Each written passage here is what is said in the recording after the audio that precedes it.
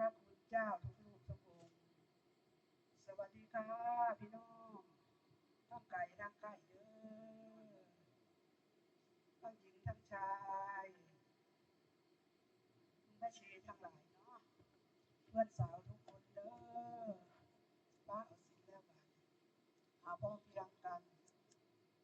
กลาง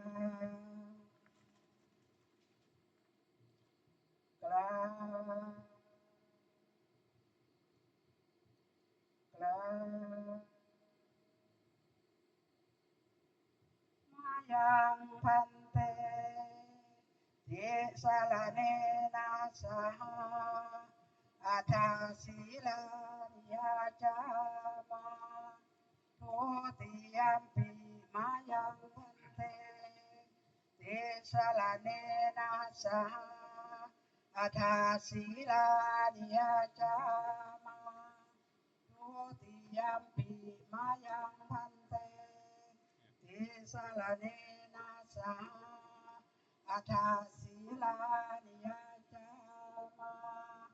ตาติยมปีมายังพันเตทิสารเนนะสหอาทาศีลานิยาจามาธรรมยังพุทธัสสะภะคะวะโตอุปภาคณมการังกโรมาเสนะโมตัสสะภะคะวะโตอะระหะโตนะโมตัสสะภะคะวะโตอะระหะโตสัมมาสัมพุทธัสสะนะโมตัสสะภะคะวะโตอะระหะโตสัมมาสัมพุทธัสสะพุทธังสรณังคัจฉามิธัมมังสรณังคัจฉามิ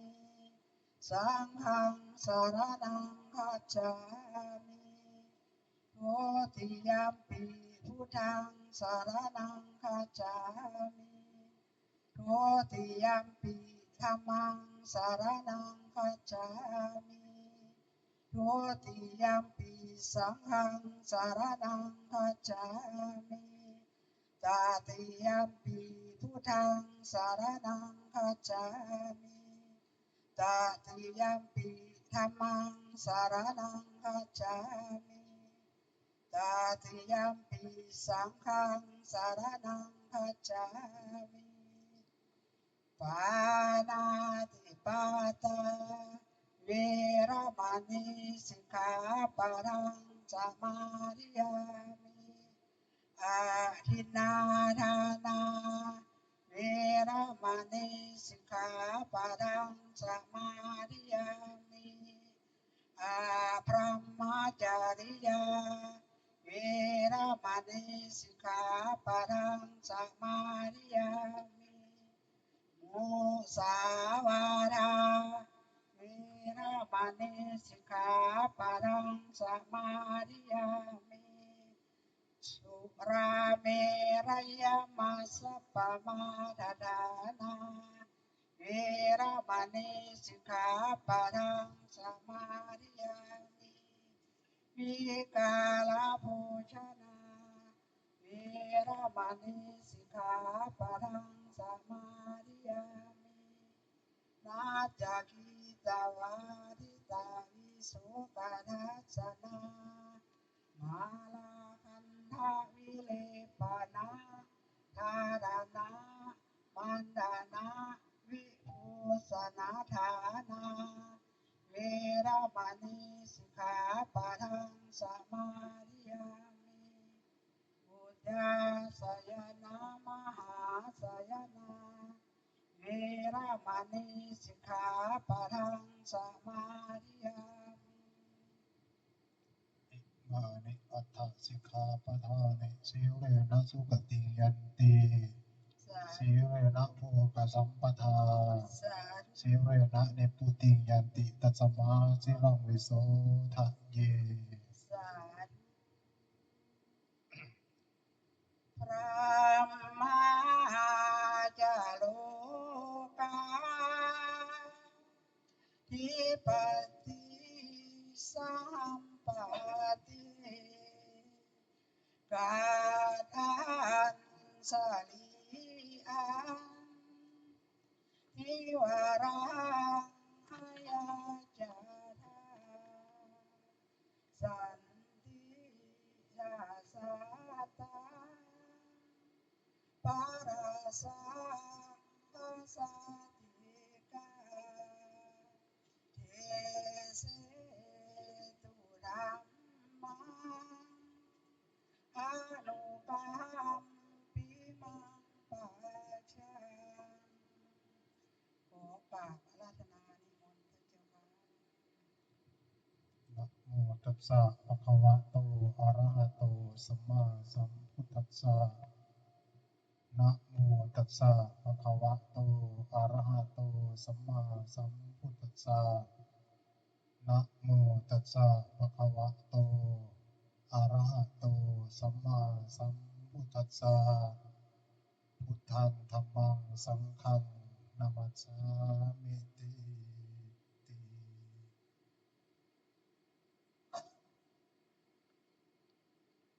ขอนอบน้อมในคุณพระศรีรัตนตรัยกราบขอโอกาสพระเดชพระคุณหลวงพ่อใหญ่สมภพโชติปัญโยกราบขอโอกาสพระเถระเถระขอเจริญสุขเจริญธรรมอุบาสกอุบาสิกาญาติโยม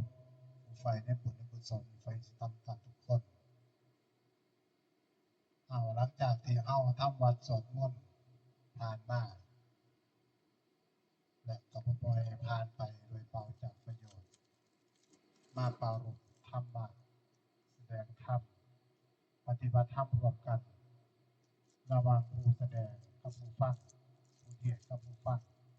ก็คือแสดงธรรมนำกันนี่ล่ะมื้อนี้มงคลได้เกิดขึ้นต่อหมู่เฮาทั้งหลายสมณานัจจาตัสสนังเอตัมมังกันมุตตัมมังการเห็นสมณะก็ถือเป็นมงคลอย่างยิ่งเฮาได้มาเห็นครูบาอาจารย์ก็เห็นญาติเห็นโยมมาปฏิบัตินำก็ถือว่าเป็นบุญเป็นกุศลเป็นมงคลอย่างยิ่งคือการที่ญาติโยมมาสงบมาระงับทางโลกนำกันในวัดไตรสิกขาแห่งนี้ในมื้อนี้เอารับไปแล้วสรณะและศีลรับเอาแต่ธรรมะเท่านั้นเด้ออย่ารับเอาเสียงไออาตมาเด้อสิไอไปนำเทศไปนำภูมิแพ้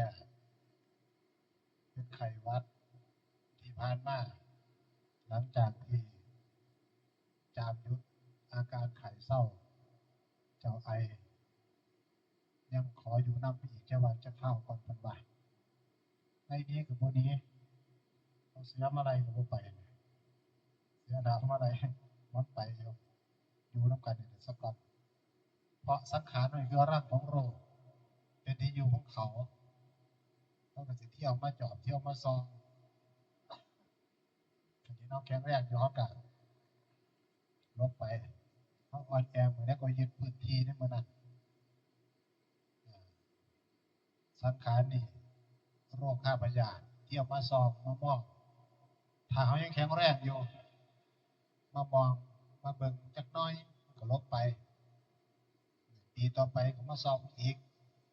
สันให้นิ่งนอนใจเด้อบางเทื่อมานอนอยู่ในไตในตับในเลือดเฮาก็ได้นี่ไขมันเฮาก็เปลี่ยนไปตรวจสุขภาพไปนำเฮาสิได้ไล่มันตั้งแต่เนิ่นๆตัดไฟแต่ต้นลมเอามื้อนี้ได้มาพบมาพ้อถือเป็นมงคลเป็นบุญอย่างยิ่งซึ่งก่อนที่จะมาในชีวิตในหน้าที่ของนักบวชมันมีคันธะธุระวิปัสสนาธุระใหญ่ๆคือการศึกษาและการปฏิบัติแต่ว่าการปฏิบัติก็ยังมาแบ่งแยกออกไปอีกได้ก็ศึกษาก็หลายสายคือกัน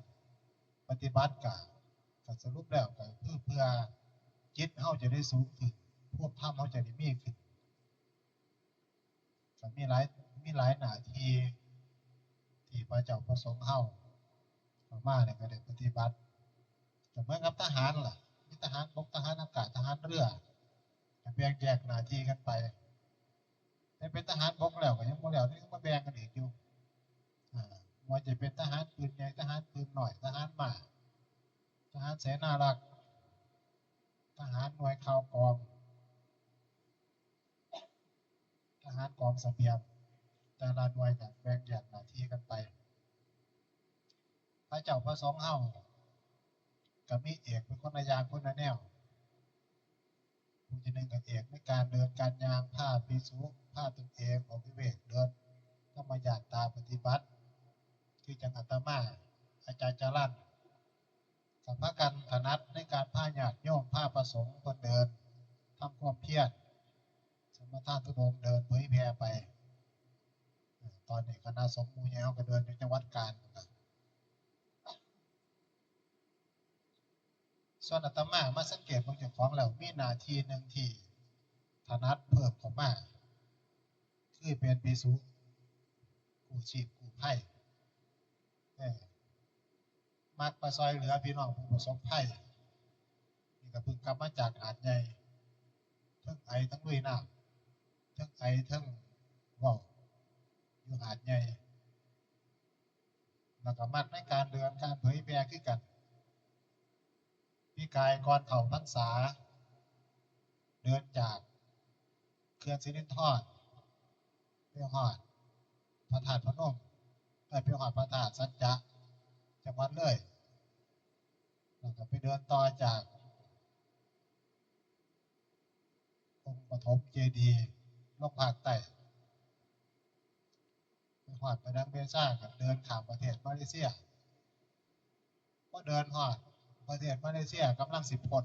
แผ่นดินไหวอยู่ที่มะนาเลประเทศพม่าอาตมาก็ขอตัวกับหมู่คณะพระธุดงค์บรรพกันเพิ่นสิไปหยุดพักอยู่ที่สิงคโปร์พอดี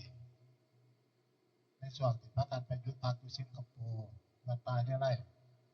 อาตมาก็ได้ขอหมู่คณะว่าเดี๋ยวผมไปซอยเหลือพี่น้องผู้ประสบภัยก่อนหมู่คณะก็มาร่วมปัจจัยซอยค่าเดินทางซอยค่าเสบียงอาหารอาตมาก็บินไปเลยกับโยมผู้หนึ่งกับครูบานัดผู้ที่ร่วมด้วยช่วยกันในงานตรงจุดนี้มากก็คงจะมีพระไทยเฮาหรือว่าหน่วยกู้ชีพกู้ภัยทั้งเมืองไทยเฮาสิเป็นอาตมาล่ะเดินทางเข้าไปในสถานที่ไปเบิ่งวัดต่างๆไปเห็นความเสียหายไปเบิ่งญาติเบิ่งโยมยังบ่ทันมีหม้องพักหม้องเช้าพอไปถึงแล้วก็เอาญาติเอาโยมผู้ที่บ้านบ่เสียหายบ่พิพังมาก็ให้ค่าเวลาไปนำมาเป็นจิตอาสาพร้อมไปแต่โตบ่แม่นครัวไปนำเอาไปแต่ปัจจัยไปฮอดก็สั่งข้าวสารสั่งพวกไข่พวกอาหารนำเมืองอื่นที่มี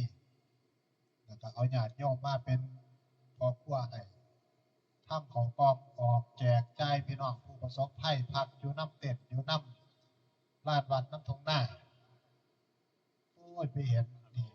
ภัยในวัฏฏะสงสารนี่มันบ่แม่นผู้อื่นแต่เกิดแก่เก็บตายเป็นภัยอาหารเป็นบ้านเป็นใหญ่บ่แม่นแต่กิเลสของเฮาที่เป็นกิเลสมากธรรมชาติก็เฮ็ดให้เฮาได้อยู่ยากคือกันแผ่นดินไหวบ้านเรือนเพพังในคืนแรกที่ไปฮอดมะนาเลออกแจกข้าวกล้องออกแจกน้ำอยู่เบิดมื้อน้ำตาสิไหลเห็นเจดีย์เห็นพุทธสถานต่างๆหักพังทลายลงมาเห็นญาติโยมมีหมองอยู่หมองเศร้าคือจังหลังสงครามที่จังสงครามแล้วไปใหม่ๆเนี่ยบ้านเรือนเพพังเจดีย์หักในคืนแรกที่นอนอยู่หันยังเกิด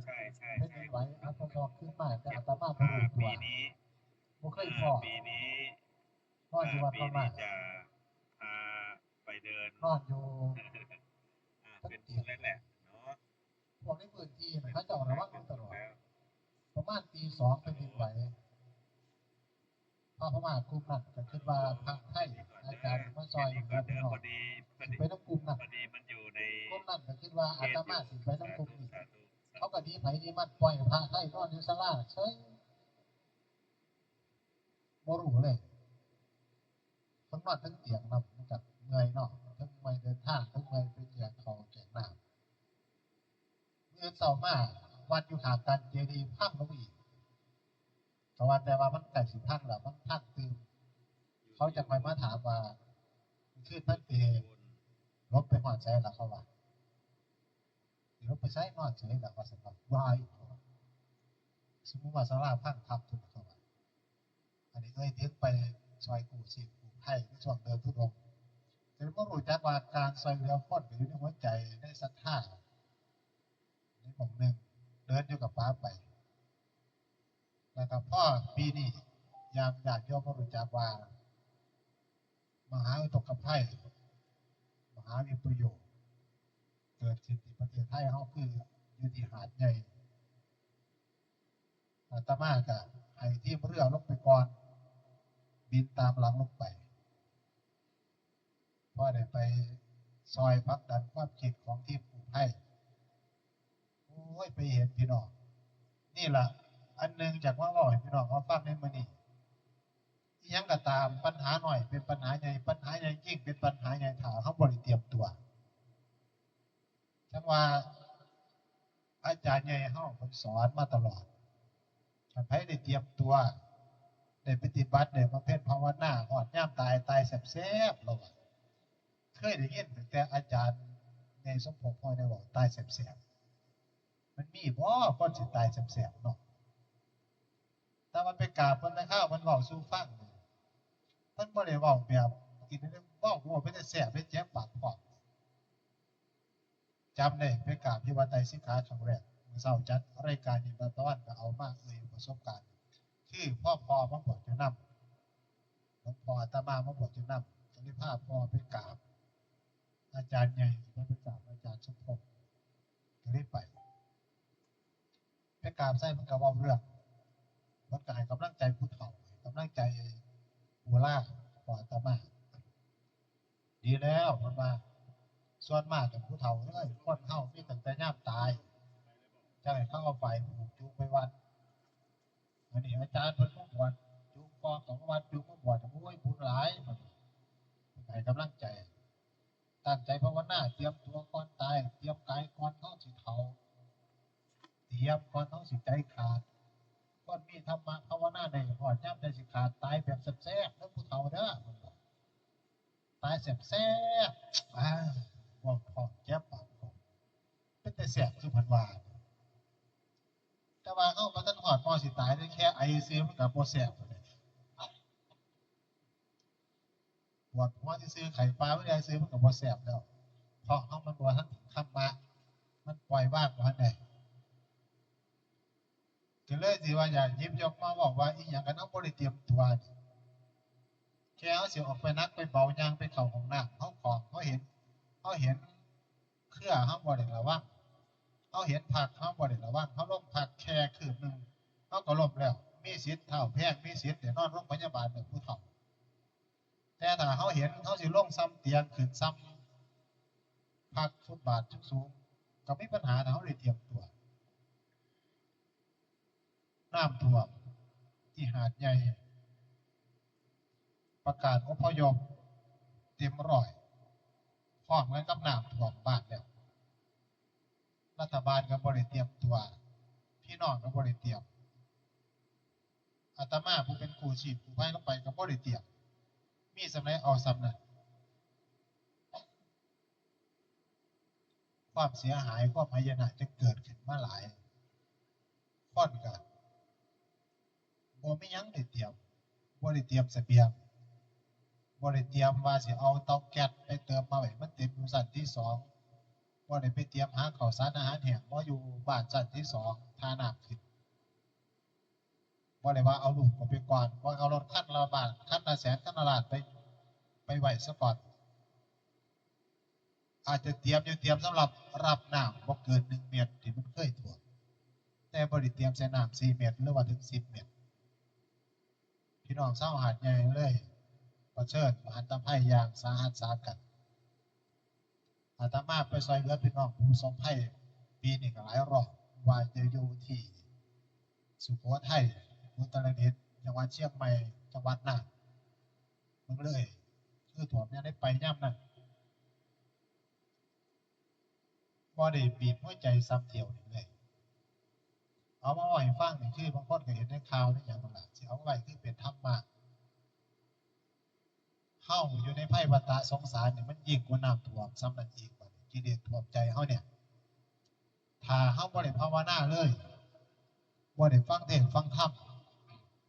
มันสิบ่แตกต่างกันกับพี่น้องน้ำท่วมบ่ได้เตรียมตัวบ่ได้ขนหยังหนีในระหว่างนั้นไผทันก็จังทันทีมเรือของวัดถ้ำผาใหญ่ทีมเรือของ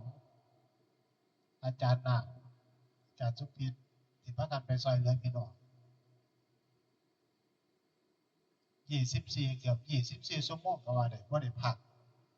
เพราะหยังไปขนเอาคนหนีตายมันเอาหนีน้ำธรรมดาเด้เอาหนีตายเฮ็ดจังได๋สิเอาออกมาทันก่อนน้ำจะท่วมผู้อยู่ชั้นที่2บ่ได้กินข้าวมา2-3 มื้อแล้วก็ได้ให้อดซะก่อนเอาข้าวไปส่งบ่มีข้าวเอาคนป่วยเอาคนเจ็บเอาคนที่กำลังสิจมน้ำออกมาก่อนป๊าดคนไปนำคือเห็นพระพุทธเจ้าไปนำสัม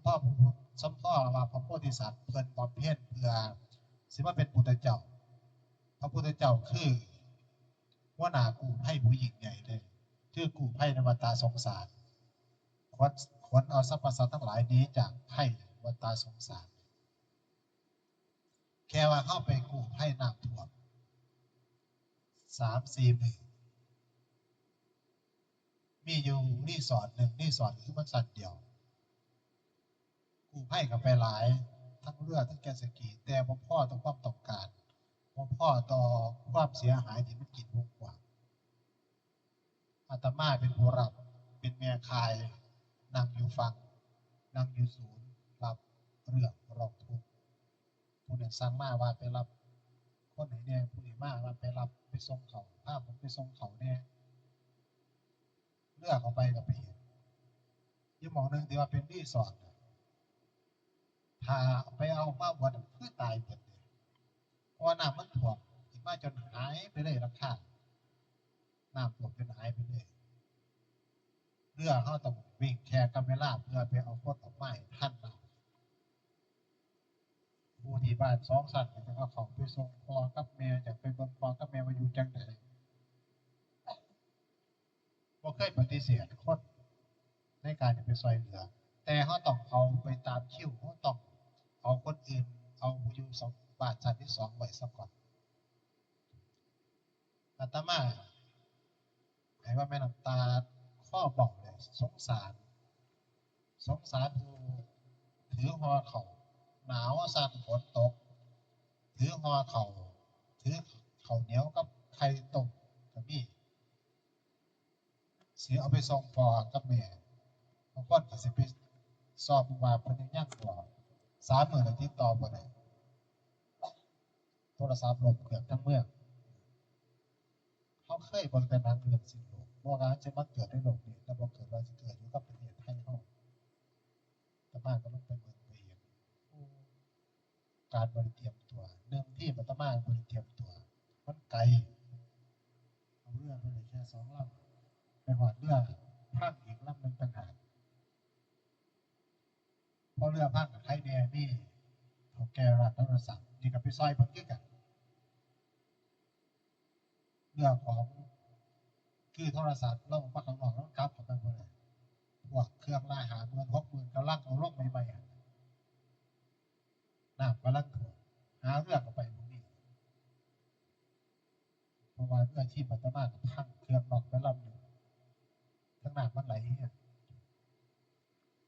เรามาแล้วก็ทั้งออกทั้งไห้มันเป็นปัญญาหลายล้านคันเข้าไปค้นของบ่ได้เค คือผู้หนึ่งกับห่วงชีวิตอีกผู้หนึ่งชีวิตรอดกับห่วงทรัพย์สินก็เลยพากันไปเรือพากันไปคนเอาพวกiPhone 17เอาพวกของเรามัดข้างไว้ในสต็อกมูลค่าหลายล้านขึ้นไปทั้งสั่นที่สองที่สามแล้วก็ผ้านี้หนาออกมาพอเราหูจักว่าเครื่องเรือที่วัดเท่านี้พังเขาก็ถามเลยว่ามีหม่องสื่อบอสื่อไหมมีหม่องบอก็มีที่กรุงเทพก็เลยติดต่อสั่งเครื่องเรือเดินทางในตอนกลางคืนไปหอด9 โมงเช้า150,000แล้วซื้อให้ไหมเลยเพราะอย่างเพราะเรามองเห็นว่าเรือที่ซอยพี่น้องอีกหลายและก็ได้มีคุณกับเราในซอยเรานี่คือบรรยากาศอาตมาจะเริ่มไอมีนี่ช่วงกำลังไอคักๆสมัยเริ่มจักไอหรือบ่ไอจักเศร้าหรือบ่เศร้าบ่รู้นะมีแต่มีตั้งแต่ปลอบใจพี่น้องมีตั้งแต่คือบางคนก็คือมาติดต่อเรื่องเฮานี่ได้3 มื้อแล้วรอคิวอยู่3 มื้อมันเตี้ยมันบ่พอเรือจอดอยู่สิรินธรเบิดเรือซุ่มใหญ่ๆเครื่องแห้งๆก็บ่ได้เอาไปผู้ใดแล้วสิทนขนไปเนาะจากสิรินธรไปฮอดหาดใหญ่มัน1,600 กิโลพุ่นน่ะก็เลยยืมเอาอยู่ในกรุงเทพลงไปแต่สุดท้ายน้ำบ่ลงง่ายเรือจากอุบลก็ไปบัดนี้จากเชียงใหม่เชียงรายก็ลงมาไปรวมกันหลายแต่ว่าคือจังในหนังนั่นน่ะตำรวจมาตอนจบเออเรื่องก็พังเฮาก็เมื่อยหยังแล้วพอน้ำลงแล้วเรือไปฮอดหลายลำจะค่อยไปอันนี้คือกู้ภัยในน้ำท่วมในภัยพิบัติต่างๆปานนี้ภิกษุนี่พระพุทธเจ้าได้ให้แปลมาอีกความหมายว่าผู้เห็นภัยในวัฏฏะผู้เห็นภัยภิกษุคือนักกู้ภัยเด้แต่ว่ามันกู้ภัยซ้ำสิไปซอยน้ำท่วมไฟไหม้แผ่นดินไหวแต่ว่ากู้ภัยน้ำท่วมใจหมู่เฮาเนี่ยคือน้ำกิเลสมันท่วมหมู่เฮาแล้วก็บ่ตายง่ายสำเร็จแบบเนี่ยมื้อนี้เฮามาอบรมเฮาแหวกว่ายร้อยทางลูกมาเพื่อว่าปอนหัวขึ้นมาหายใจปอนจมูกขึ้นมาหายใจก็ว่าได้ซะมาหายใจเอาพุทโธเอาผู้รู้ผู้ตื่นผู้เบิกบานมาหายใจเอาธรรมะมาเพิ่มพลังให้แก่เฮาในการต่อสู้กับภัยวัฏสงสารต่อไปซึ่งมันเป็นภัยอันหาญเป็นม่านอันใหญ่เกิดแก่เจ็บตายพัดพรากจากของรักของเจริญใจประสบกับสิ่งที่บ่เป็นที่รักที่บ่พอใจสิ่งเหล่านี้พวกหมู่เฮาอย่าให้อาการมาเท่าทุนหน่อยมาบังไว้อย่าให้กรรมมีแต่บุญบังคำนี่พ่อแม่โบราณนภาบอกมาว่าบุญมีแต่กรรมบังพวกว่าเฮาในสร้างน้ำทับบุญมาทำให้มีความสุขมีได้อยู่ได้มีปัจจัยสี่เปลี่ยนเครื่องอยู่อาศัยมีบ้านหลังใหญ่พักกันอยู่สะดวกสบายนั่นคือบุญของเฮานั่นคือบุญของเฮาแล้วก็เฮามาพอพุทธศาสนาเกิดมาในยุคที่มีคำสอนของพระพุทธเจ้าอย่าให้กรรมมันบังเอาไว้หรือกรรมมีแต่บุญบังอันนี้ก็อีกมุมมองหนึ่งเนี่ยบาปมีแต่บุญบังคือความสุขเล็กน้อยจากโลกมนุษย์จากที่เขาเป็นได้กินดีอยู่ดีนอนบ้านหลังใหญ่ติดแอร์แต่ละเมื่อบ่เดือดร้อนบ่วุ่นวายบ่ทุกข์บุญว่านี่อย่าให้มันบังเอาไว้จนบ่มาปฏิบัติธรรมจนบ่สนใจศีลธรรมศีลธรรมบ่กลับมาชีพโลกกายจะพินาศหมู่เฮาจะพินาศมีหลายมนุษย์เฮาพี่น้องญาติโยมที่ว่ากันบุญกรรมมีแต่ว่าบุญบังเอาไว้คือความสุขความบรรโรคมีไพ่ย้อนว่าบุญเฮามีแต่ถ้าบุญมันจะบางก่อนเกิดมากก็เลยสุขภาพร่างกายแข็งแรงบางคนถูกเสือห้วยซับอยู่แบบสบายอายุจนว่า60-70แล้วบ่เห็นถูก เห็นได้ก็หน่อยแต่ก็อยู่ดีสบายพ่อแม่เลี้ยงมาดีมีครอบครัวแล้วก็อบอุ่นสนุกหาเงินหาค่ำหาทองมาไว้มีความสุขอยู่กับปัจจัยของโลกใบนี้นี่คือบุญของเฮา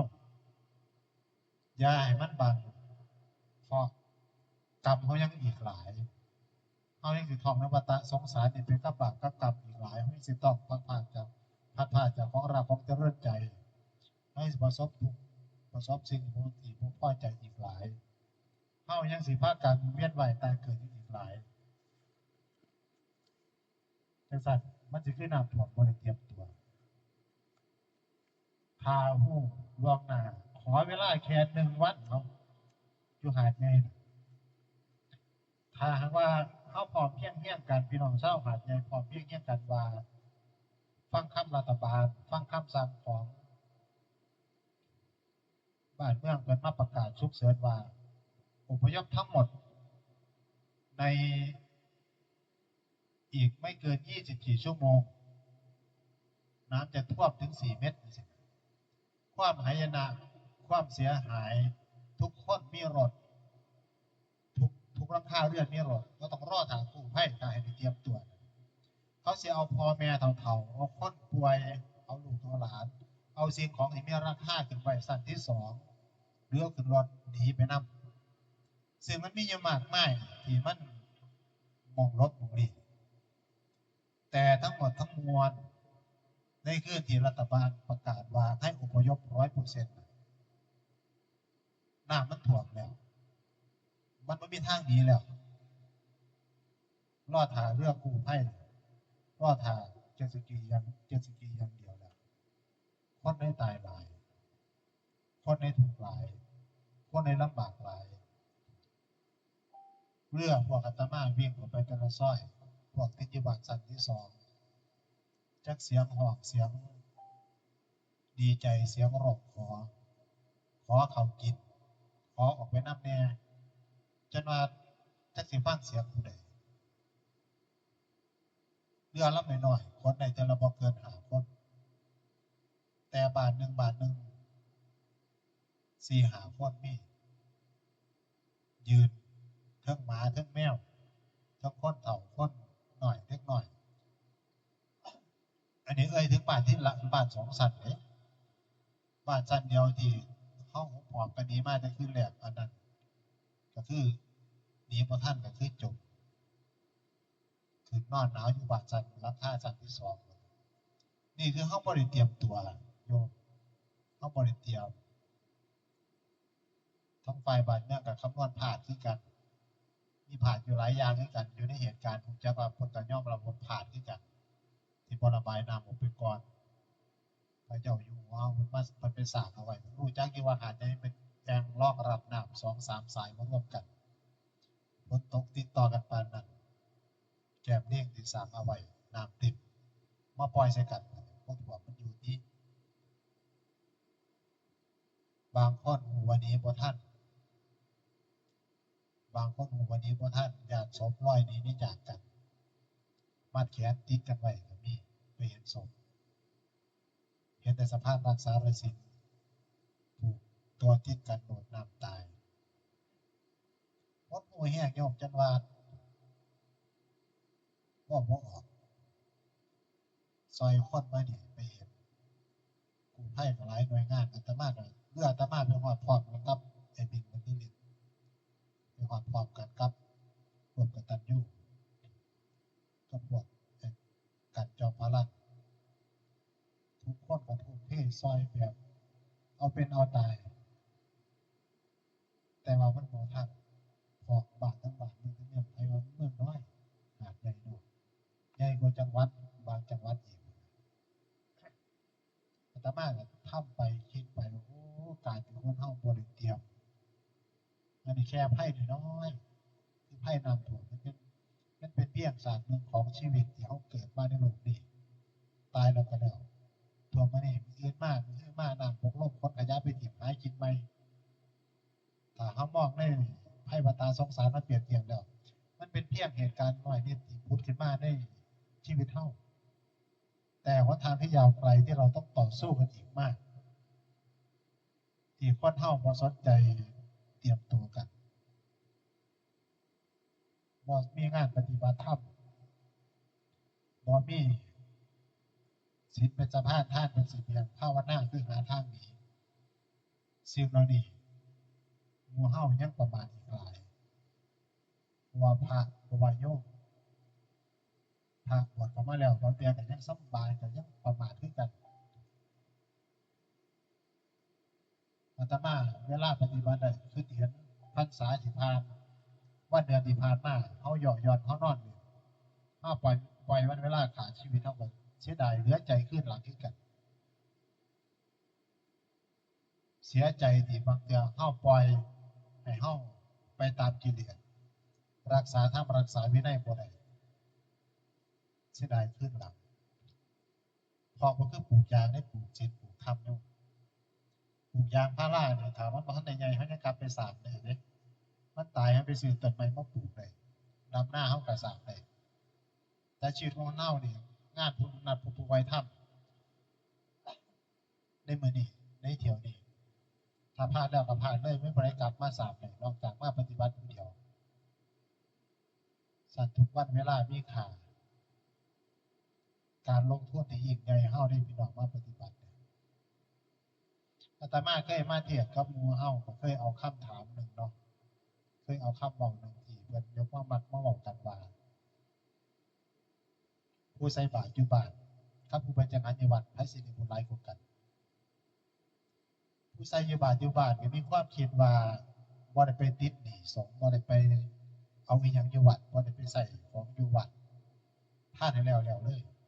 นี่คือปัญญาของคนเฮาเด้พี่น้องเพราะว่าอ่านว่าผู้ไปวัดน่ะไปจังหันน่ะ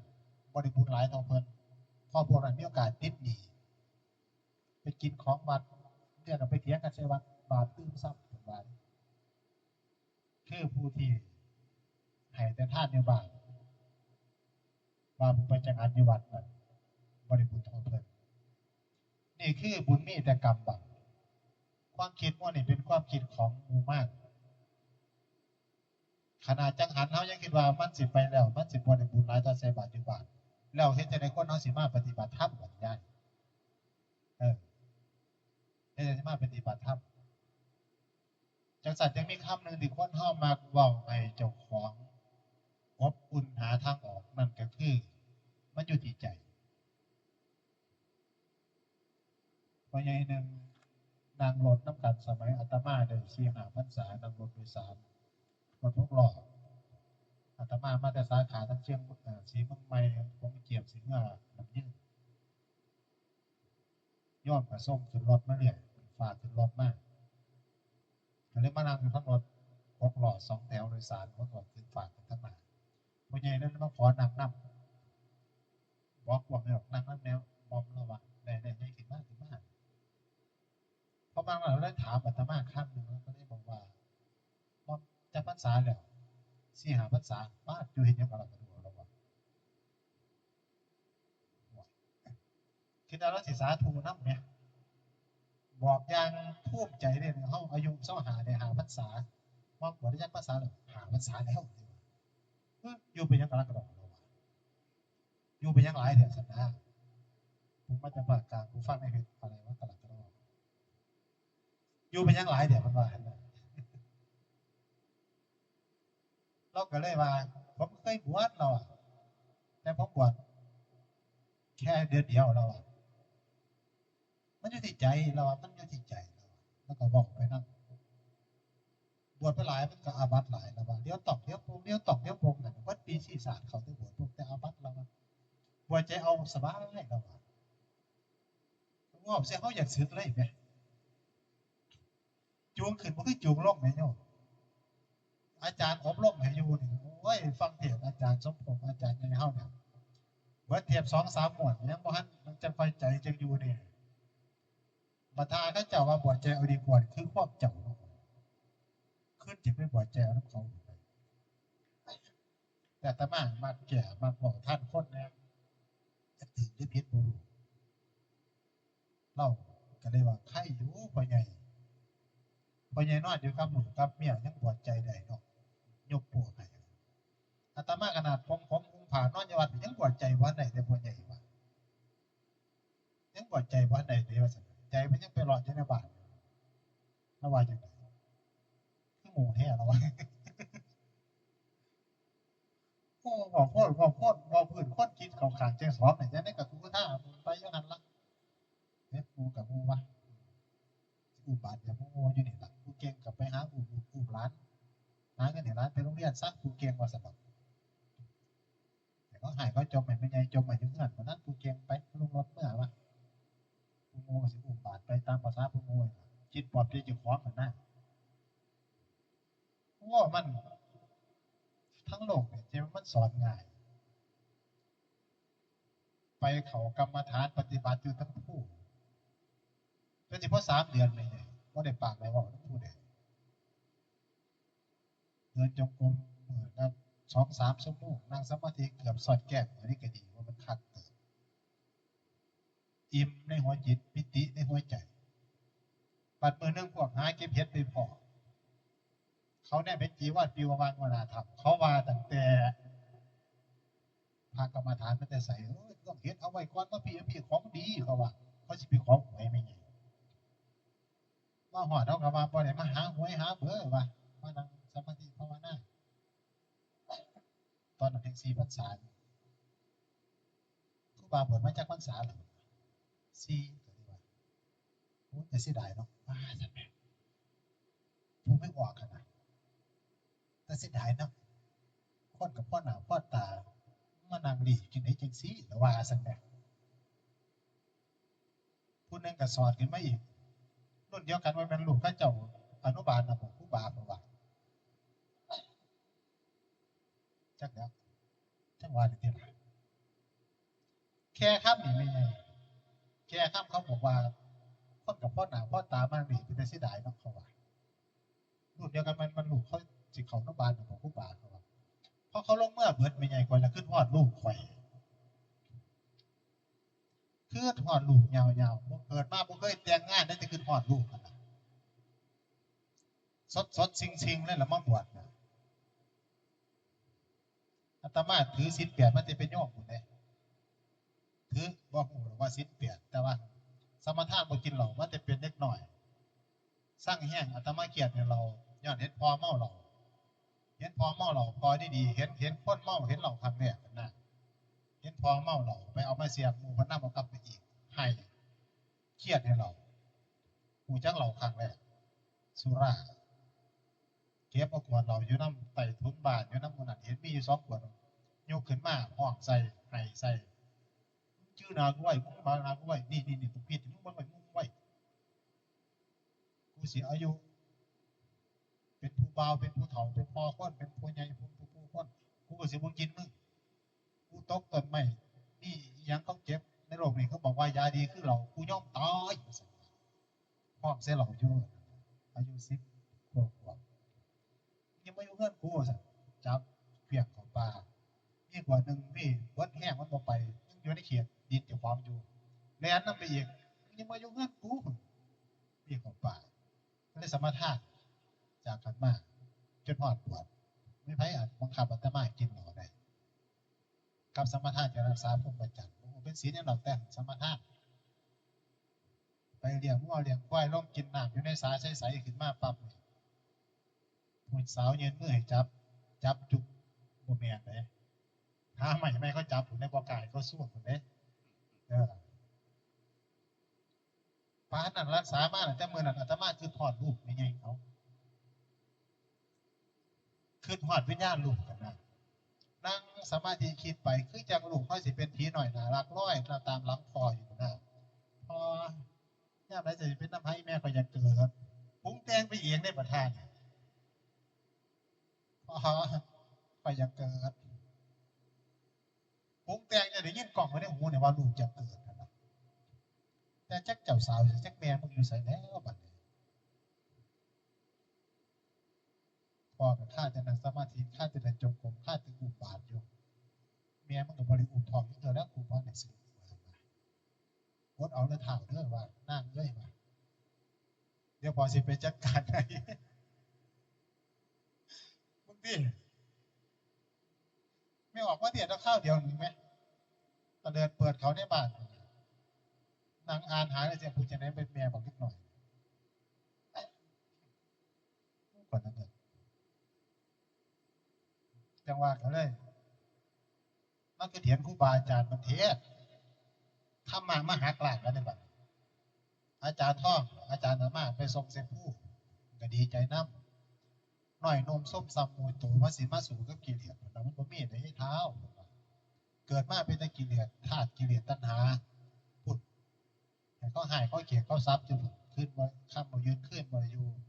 วันตื่นมานั่งสมาธิวันตื่นมาเดินจงกรมได้ผมว่าตื่นไปหาอยู่หากินลูกกูสิกินยังก่อนไปโรงเรียนกูสิไม่เงินใส่เปิดเทอมสิไม่เงินใส่หมวดรถพูดก็ดีเศร้ามันเป็นธาตุกิเลสของในเท้ามันสิมานอนตื่นขึ้นมานั่งสมาธิในเวลาว่างเดินจงกรมบำเพ็ญบารมีบูชาพุทธเจ้าที่ยังแข็งแรงนิดหน่อยที่มันคือพวกมูตัวนี่บุญหลายเขาดีใจน้ำเขาดีใจน้ำผมว่า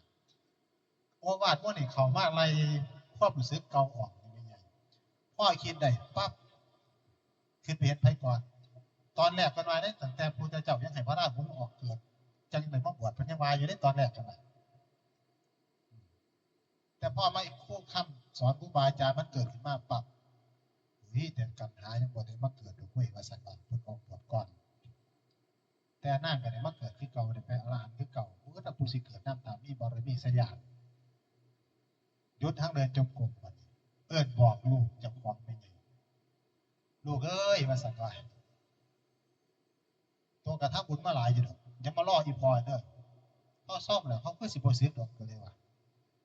ไปบอกแม่มึงหาแต่งงานซะยังเอาไว้ก็เอาไปกระชิบกระซาบบอกแม่ตัวแต่งงานหาฝั่งหาพอเด้อตัวอย่าเกิดอย่ามาวนเวียนน้ำเฮาเด้อมาสั่งว่าพ่อคิดได้สมถะศิลปะวะออกไปไงโอ้ยเดินจงกรมอยู่เบิดมือคิดสงสารพวกที่มาเว้าน้ำกดไปไงเอ้ยแม่นมีลูกใช่เขาสิบวชให้บ่นอมีร้านใช่เขาสิบวชให้บ่นอแต่เจ้าสิมาคิดในซ้ำนี่อีแม่เอ้ยคนคือที่ตัวเจ้าแต่น้อว่ะก็คือดีใจน้ำอีแม่ยังโฮมแต่น้อยังโฮมคือแม่อาตมาดีใจน้ำอีพอแต่น้อว่ะโอ้ยมวนแห้งหลายพระเอาชนะเอาแก่อารมณ์เจ้าของได้สัตว์การเตรียมตัวในการต่อสู้ในไฟวัฏฏะสงสารเนี่ยโอ้ยเขาต้องเตรียมอีกหลาย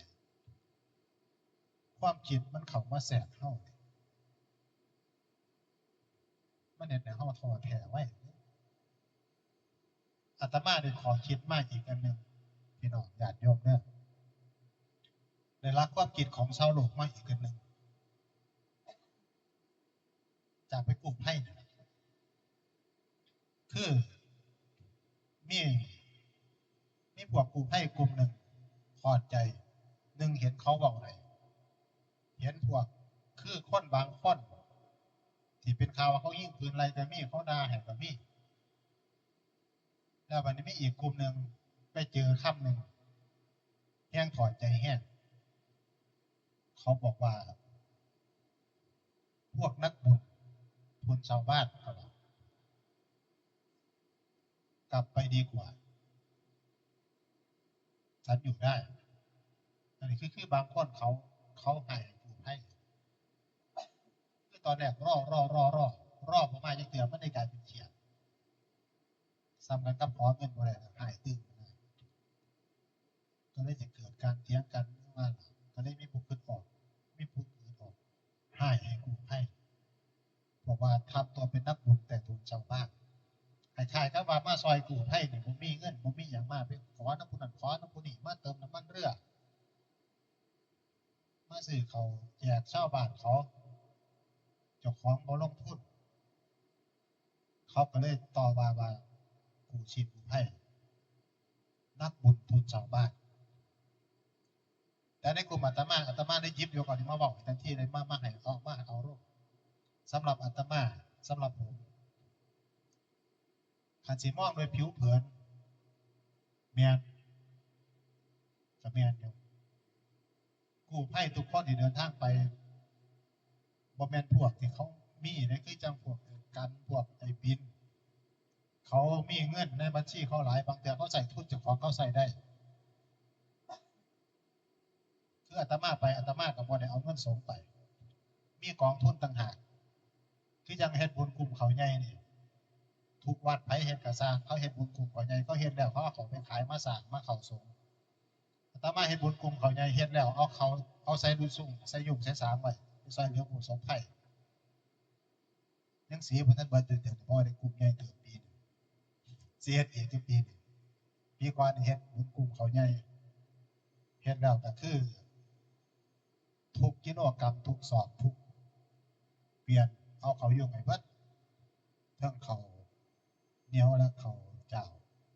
เอาไว้ถ้าซอยเหลือพี่น้องผู้สงฆ์ไผแล้วก็เอาไว้ทำบุญอันนี้คือเตรียมการอาตมาได้บุญเขาไปแจกนะเวลาน้ำท่วมวันนี้ที่เขาบอกว่านักบุญทุนชาวบ้านมันลาบมาหอดพระนี่ได้บ่ถ้าเขาคิดไปถึงเขาคิดมาให้เห็นบ่ได้มันลาบมาหอดหมู่ครูบาอาจารย์ที่นั่งอยู่อาสมนี่นี่คือเราคือนักปฏิบัติธรรมนักบุญทั้งนั้นเลยอาศัยทุนมาจากไสบัดชาวบ้านทั้งนั้นเขาปั้นเดียวกับบ่ได้ปลูกบ่ได้ดำหน้าเอาเองอาศัยชาวบ้านทั้งนั้นเลยปัจจัยทุกบาททุกร้อยทุกพันทุกหมื่นของชาวบ้านทั้งนั้นกุฏิทุกหลังของชาวบ้านทั้งนั้นยิ่งพระนี่หาได้เงินผู้เฒ่าก่อนผู้อื่นพวกผู้เจ้ารอ60เด้อาตมาได้เงินผู้เฒ่ามานี่ตั้งแต่เขาเริ่มตั้งแต่รัฐบาลต้องจ่ายเท่าใดก็มาให้อาตมาผู้มันถามว่าอาจารย์ใกล้จะได้เงินผู้เฒ่าแล้วบอกโอ้ยผมได้มาหลายปีแล้วต้องเฒ่าปานนั้นบ่ว่าแล้วเฒ่าได้ก็ว่าอันนี้เดือนแรกผู้ขาเด้อนี่ได้เอามาทำบุญเด้อนี่นะเพราะว่าก็อาตมาก็ได้เงินผู้เฒ่าแล้วเนาะ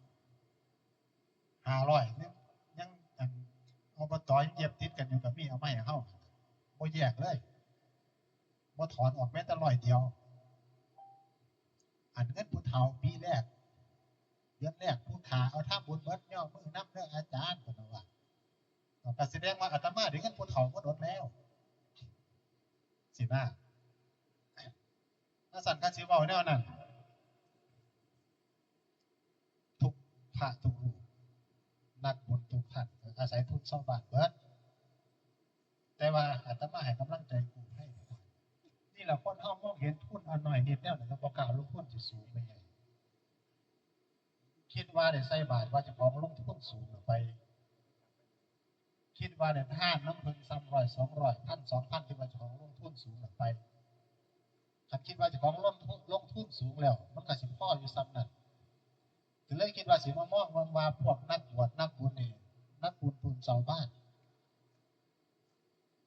กู้ภัยทุกคนที่เดินทางลงไปหอดหาดใหญ่ชีวิตคนเฮาสิเอาหยังมาประเมินสิเอามาประเมินจักบาทถ้าอุบัติเหตุมากพี่น้องกู้ภัยของพวกอาตมากลุ่มนึงเดินทางกับอุบัติเหตุที่สุราษฎร์ธานีซี่โครงหักเสียบปอดไปอีกซี่โครงซีกนึงถามว่าทุนอันยิ่งใหญ่ที่เขาลงทุนลงมาเนี่ยเขาขาดทุนเขาเสียหายไปเขาลงทุนส่ำไหนกว่าเขาสิเอาชีวิตเขาเนี่ยมาเสี่ยงเพื่อซอยพี่ซอยน้อง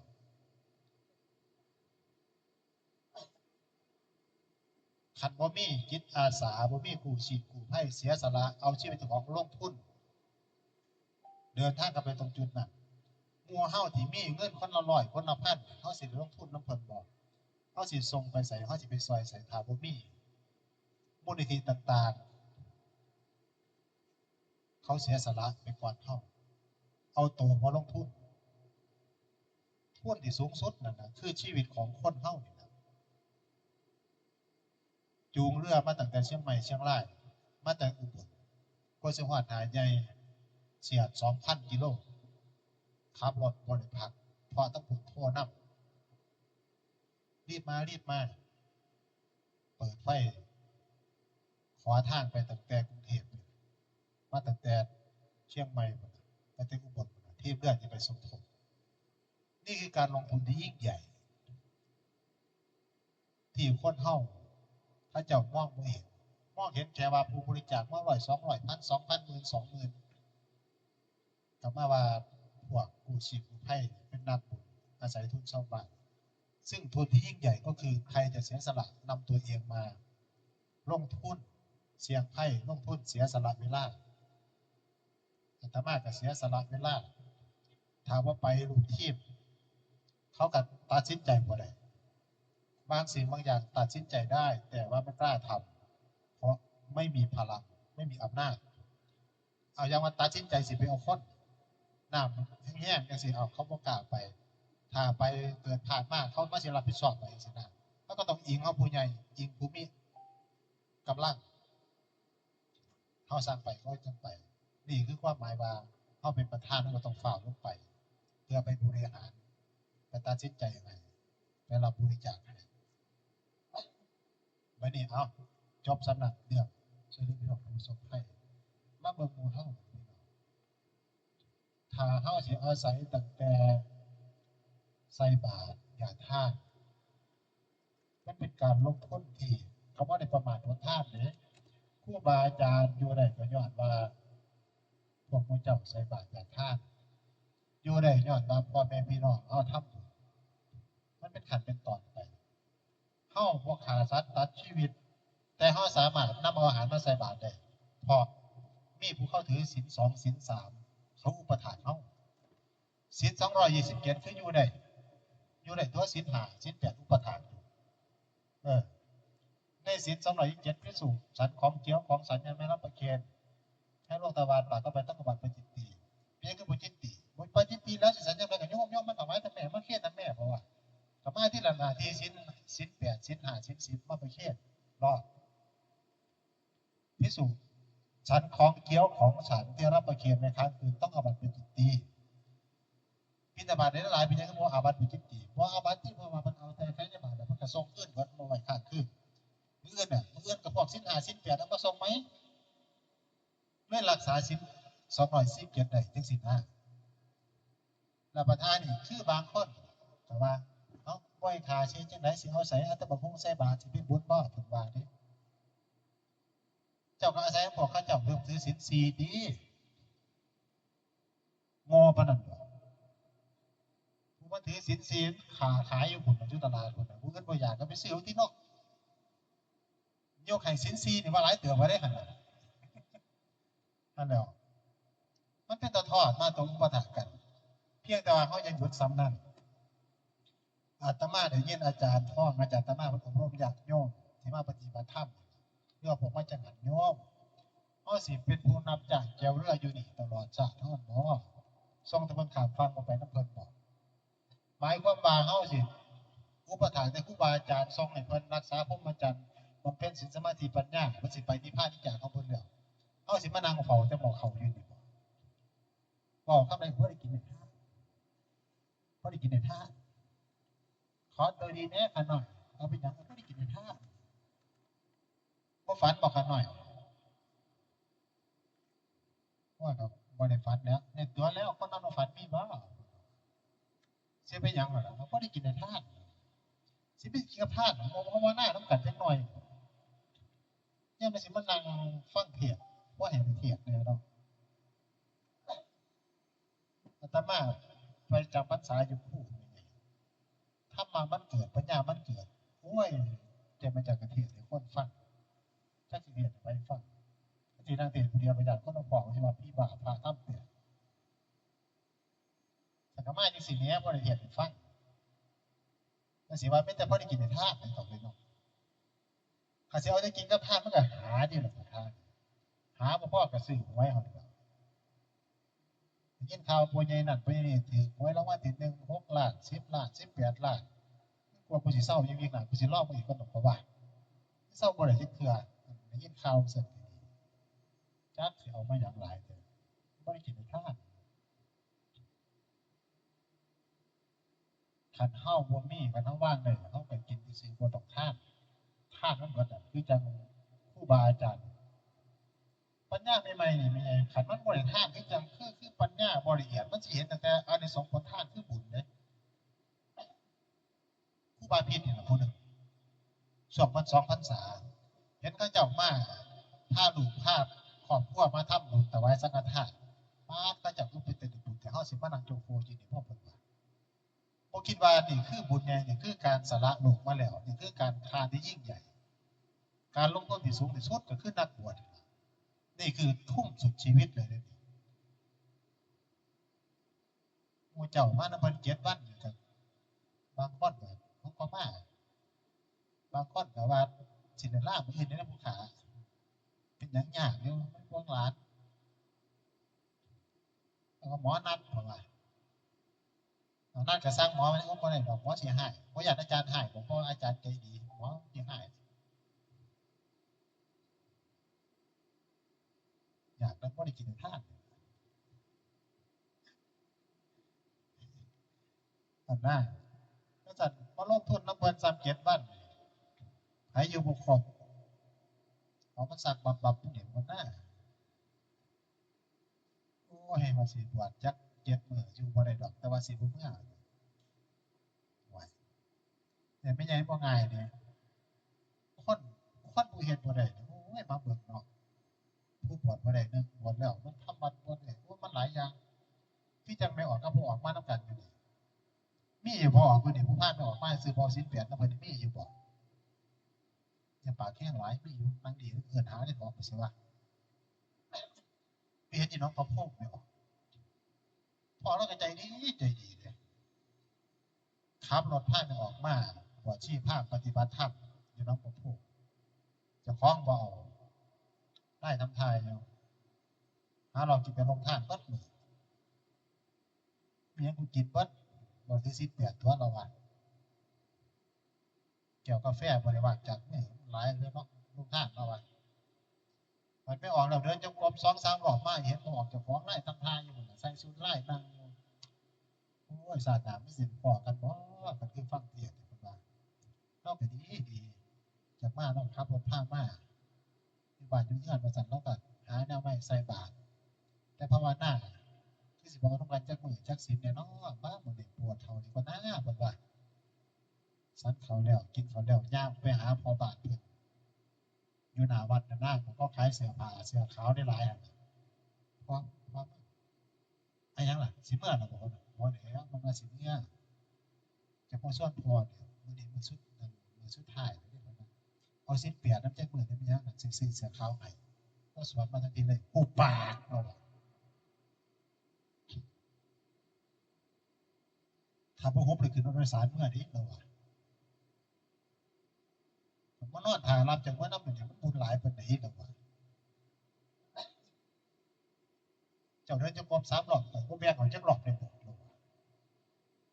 เจ้าต้องถือศีล8ได้เจ้าก็สิบ่แบ่งให้แน่บ่เราว่าบ่ได้ดอกเราว่าไปๆนี้เราว่ามื้อนี้ข้อยเมื่อนี้จากได้ขึ้นรถโดยสารเมื่อนี้เราว่าย่างก่อยๆเมื่อทวดประยักพร้อมนี่เนาะขอลาเพิ่นว่าง้อบ่กินยาฉันสิคบกับเขาฮักบ่กินห้ำมันสิตีกระดังเบิ่ง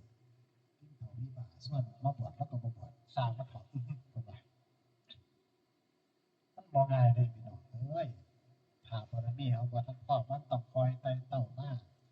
เราก็ไคร้ล่ะคันเราฟังไปเรื่อยเรามาใกล้ๆเรามานั่งฟังอย่างนี้ไคร้เด้มันย้อนมาส่งไม่ออกก็ได้บวชนำก็มีหลายเฒ่าเด้เฒ่านึงเป็นครูไปส่งไม่ออกวันพระเขาขึ้นไปนั่งฟังเทศน์อยู่ในศาลาตั้งตอนในศาลาผู้นั้นก็นั่งอยู่ม่วงผู้เดียวมื้อเข้าไปก็ไหว้พระเพิ่นนั่งท่อนก็บ่ท่อนเนาะนั่งสูบยาอยู่ม่วงไผไปหาบัดนี้หมาวัดไผมามันเป็นมิตรเบิดมันบ่แม่นอะไรโต4-5ตัวมีหมู่หยอกมันเหลือเท่าเดียวศาลาก็ไปวนที่ละบัดแฮงทรงสิให้แฮงก็ย้านไม่ออกหันมาเบิ่งว่าเจ้าของนั่งเลือกมันก็แฮงเต้นใส่สิตายบัดนี้ไล่หมาอยู่หั่นจนเมื่อยเพื่อเขาสิทำวัดจบเพื่ออาจารย์สิให้พรพอตั้งแต่นั่งรถกลับเมื่อแม่วันนี้พ่อเห็นสิ่งชัดเจนมากเลยเห็นอะไรเพื่อนของแม่มีแต่คนมีแต่มนุษย์มีแต่นางฟ้าสวยๆพ่อมองเข้าไปเพื่อนของแม่แล้วทำไมเพื่อนของพ่อทำไมเพื่อนของพ่อมีแต่หมามันเอาพ่อเป็นเพื่อนโอ้โห พ่อคิดไปคิดมานะถ้าพ่อยังนั่งอยู่ตรงจุดเดิมนะชาติหน้าพ่อต้องเกิดเป็นหมาแน่ๆท่านแน่ปัญญาเกิดแล้วใช่ไหมพี่อันนี้เขาเรียกปัญญาใช่ไหมทั้งปัญญาทั้งบุญเลยเสียหน้าจะนั่งที่ใต้ต้นมะม่วงแล้วไปนั่งด้วยกันไม่เสียหน้าคืนนี้เราจะนั่งสมาธิเห็นบอกข้อกับหมาอะไรมากแต่มี่หมาอะไรมากจะคอยมานั่งสมาธิต้องเก็บมี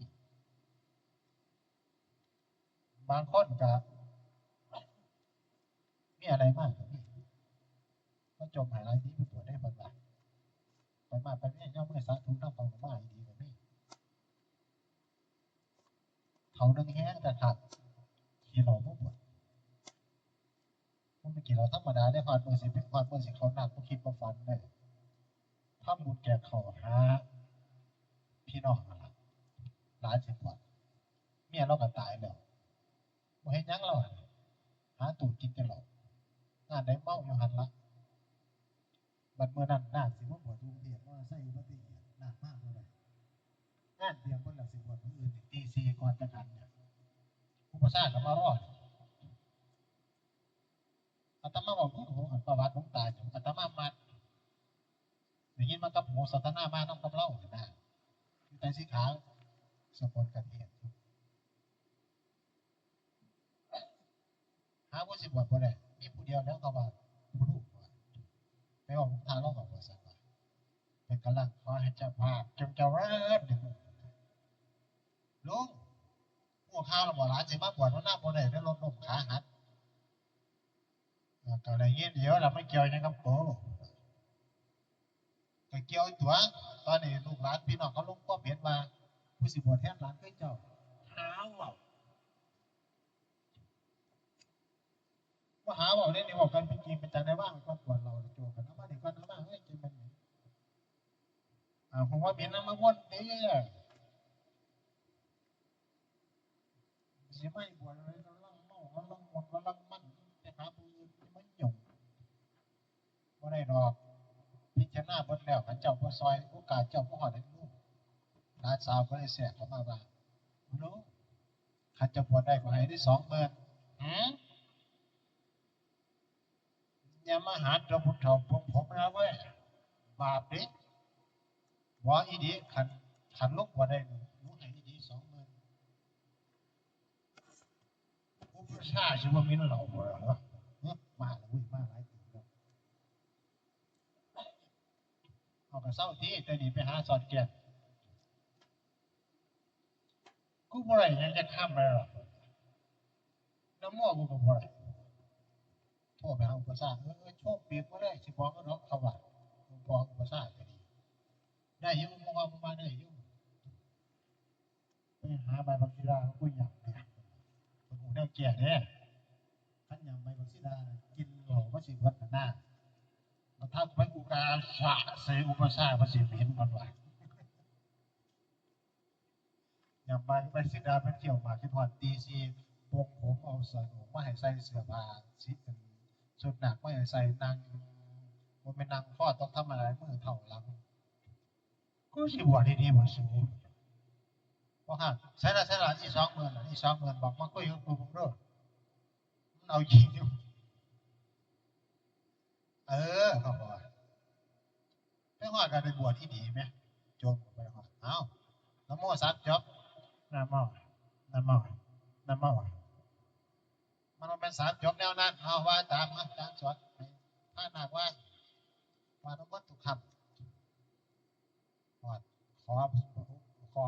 ออุปสมบทสังฆัมปันเตอุปสัมปตังยาจามิอุลลมปัตุบังพันเตอุ้มลูกเลยบ่คุณพระเจ้าสอนมาคำขอบวชอุ้มลูกเลยบ่อาจารย์สอนทั้งหลายคำขอมันมาสร้างแล้วคำขออุปสมบทสังฆัมปันเตอุปสัมปตังยาจามิอุปสัมปตังยาจามินะอุลลมปัตุบังพันเตเพื่อนได้ยินคำเหมือนกันบอกคนว่าเอาอุ้มลูกเลยบ่อาจารย์บอกน้ำก้นหันหน้าครับผมจะได้เป็นพระน้ำเพลินเนาะ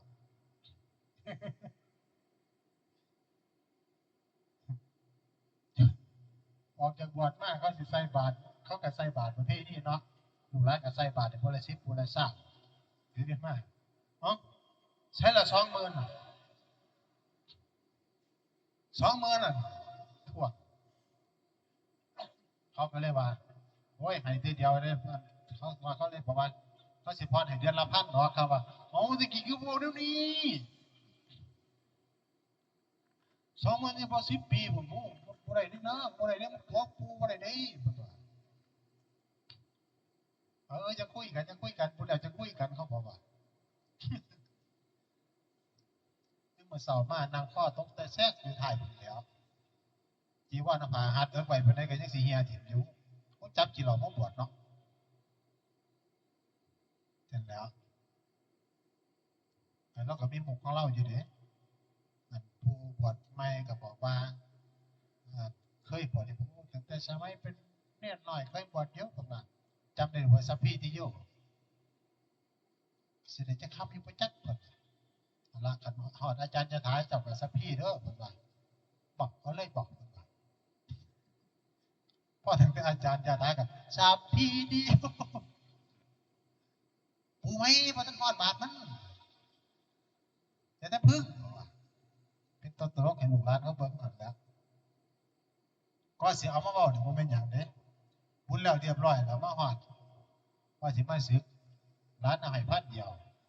อีก19,000เลยเขาพรรษาก่อนเขาบอกว่าโอ้มันโกงกันเนาะปุ้ยผมบอกว่าบ่ได้โกงเอาเห็นคำไหนที่หนูบอกว่าหนูสิจ่ายทีเดียว20,000มีคำไหนกูบ่พกเองผมบอกว่าที่ทำสัญญาบ่ชัดเจนไปมามันมอพรรษาได้เข้าพรรษามาเดือนนึงซึกเลยเด้อผมเป็นจังว่าเด้ผู้ที่เขาพาซึกกับพรรษาหลวงพี่ว่าเอ้าแม่นได้แล้วเนาะออกพรรษามาเขาพาไปปฏิบัติก็มาเอาพาไปอีกเอาไปอามาไปก็ว่าคือมันเบิดฤทธิ์แอลกอฮอล์บัดนี้ผมพาก็เป็นอีหยังก็เป็นหน้าแดงจังไว้ขึ้นประธานนี่หลวงปู่มาฮอดโอ้ยจะมันคือเข้าท่าตัวละหลวงปู่เขาก็ว่า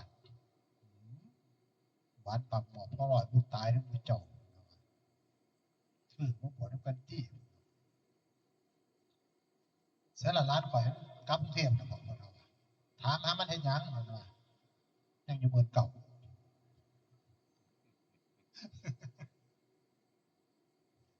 นี่มันฝากไว้นี่1,000มันฝากไปถวาย1,000มันเมื่อแล้วจับมาจดทันทีเลยอีหยังล่ะสิให้เรียกบ่หมอยังอยู่เมือง8ก็อยู่มาจังซั่นน่ะจนได้3พรรษาหลวงพ่อเจ้าอาวาสมรณภาพบ่มีไผบัดมีแต่หลวงปู่อดีตขี้เมานี่เฝ้าวัดน่ะเขาเลยแต่งตั้งให้รักษาการน่ะไปประชุมอยู่สวนสางมิงไปพ้อกับอาตมาปู่เอ้ยนี่น่ะจะมาบอกเพิ่นก็โทรศัพท์เข้ามาเด้อ0844997733เบอร์โทรทั้งเบอร์โอนพอพี่ล่ะโอนบ่รอดบัดนี้ก็สิได้ผู้ห้องหูจักกันไปประชุมพร้อมกันเราก็เลยเราออกไปเหี่ยวกลับมาไม่เห็นโต๊ะเจ้าของนั่งพระสังฆาธิการไม่เห็นโต๊ะเจ้าของนั่งติดป้ายชื่อเจ้าของเนี่ยคือในความรู้สึกว่าเจ้าของมันเพราะมันได้เป็นพระมัน3 ปีเนี่ยมันยังนิสัยยังโยมอยู่หั่นน่ะแต่มองไปมันสูงของนั่งมันสูงมันบ่น่าเจ้าของสิได้เป็นนั่งแต่หูจักเป็นที่เจ้าของปิติขึ้นมาแค้นอักขึ้นมาแล้วว่าปาดแล้วว่ากูสมัครมานั่งอยู่ในหม่องศักดิ์สิทธิ์แท้มันหม่องพระผู้ใหญ่พระสังฆาธิการเพิ่นว่ากูคือไปนั่งอยู่หาเพิ่นว่าเพราะ3พรรษาไปแทนเจ้าอาวาสเป็นผู้ซอยเจ้าอาวาสเขาแต่งตั้งให้เป็นผู้ซอยก็ได้ไปประชุมแทนกลับมาฮอดหม่องนั่งก็ขึ้นมานั่งสมาธิผ่าละตึกมันเลยออกอาตมาก็ปาดโทษผู้คือภาวนาดีๆก็เลยมาคุยกันนอนคุยกันนั่นแล้วบอกอาตมาฟังเบิดนี่ล่ะเรื่องเมื่อนึงเราก็นำพวกมันจะเบิดแล้วว่าเห็นบ่นี่คือสิมาแต่ไสก็สร้างมีโอกาสเป็นคนดีมีโอกาสเป็นพระดีๆได้ว่าแต่เฮาจะปาจะปล่อยเจ้าของถิ่มอย่าประมาทเฮามาภาวนาบ่งซักฟอกเครื่องซักผ้าที่ยิ่งใหญ่อยู่หม้องนี้ล่ะหม้องงานปฏิบัติธรรม อยู่น้ำพระเจ้าประสงค์ ครับเดี๋ยวอยู่ที่กล้อง หมอหนึ่งแห้งเดือดสังคมมาบวชขัดเลยจนไม่คนได้เอาเหลือในโลกนี้เหลือคนเดียวคือเมียได้บอกนั่ง กลางคืนนี่จะต้อง ตำรวจก็จะไม่จะบอกนั่ง ไป เลย ปิดหลอดไฟนะอ๋อปิดออกเลยก็ได้ ตำรวจเห็นมันนี่มาเปลี่ยนผ่านแถวโอ้ยนี่ไปเรื่อยอย่างจับมันอีก ผ่า คือ ฟัง เขาพวกเขาแล้วเขาเองอยู่ภาคใต้นั่งลงภาคกลางเด้อไปมากปุ๊บอายุ30 กว่าปีแนวใดมันชัวแนวใดมันบดีเอาไว้มัดเขาเงินบางทีกษัตริย์เพราะว่ากินเหล้าสูบซ่าสาบยาบ้าค้าขายเองจังไปสนุกเสียอันนี้ว่าไม่ขึ้นมาตั้งแต่30 ปีที่ผ่านมานะแต่อาตมายังพานอวกาศก็ได้มาบอกกัน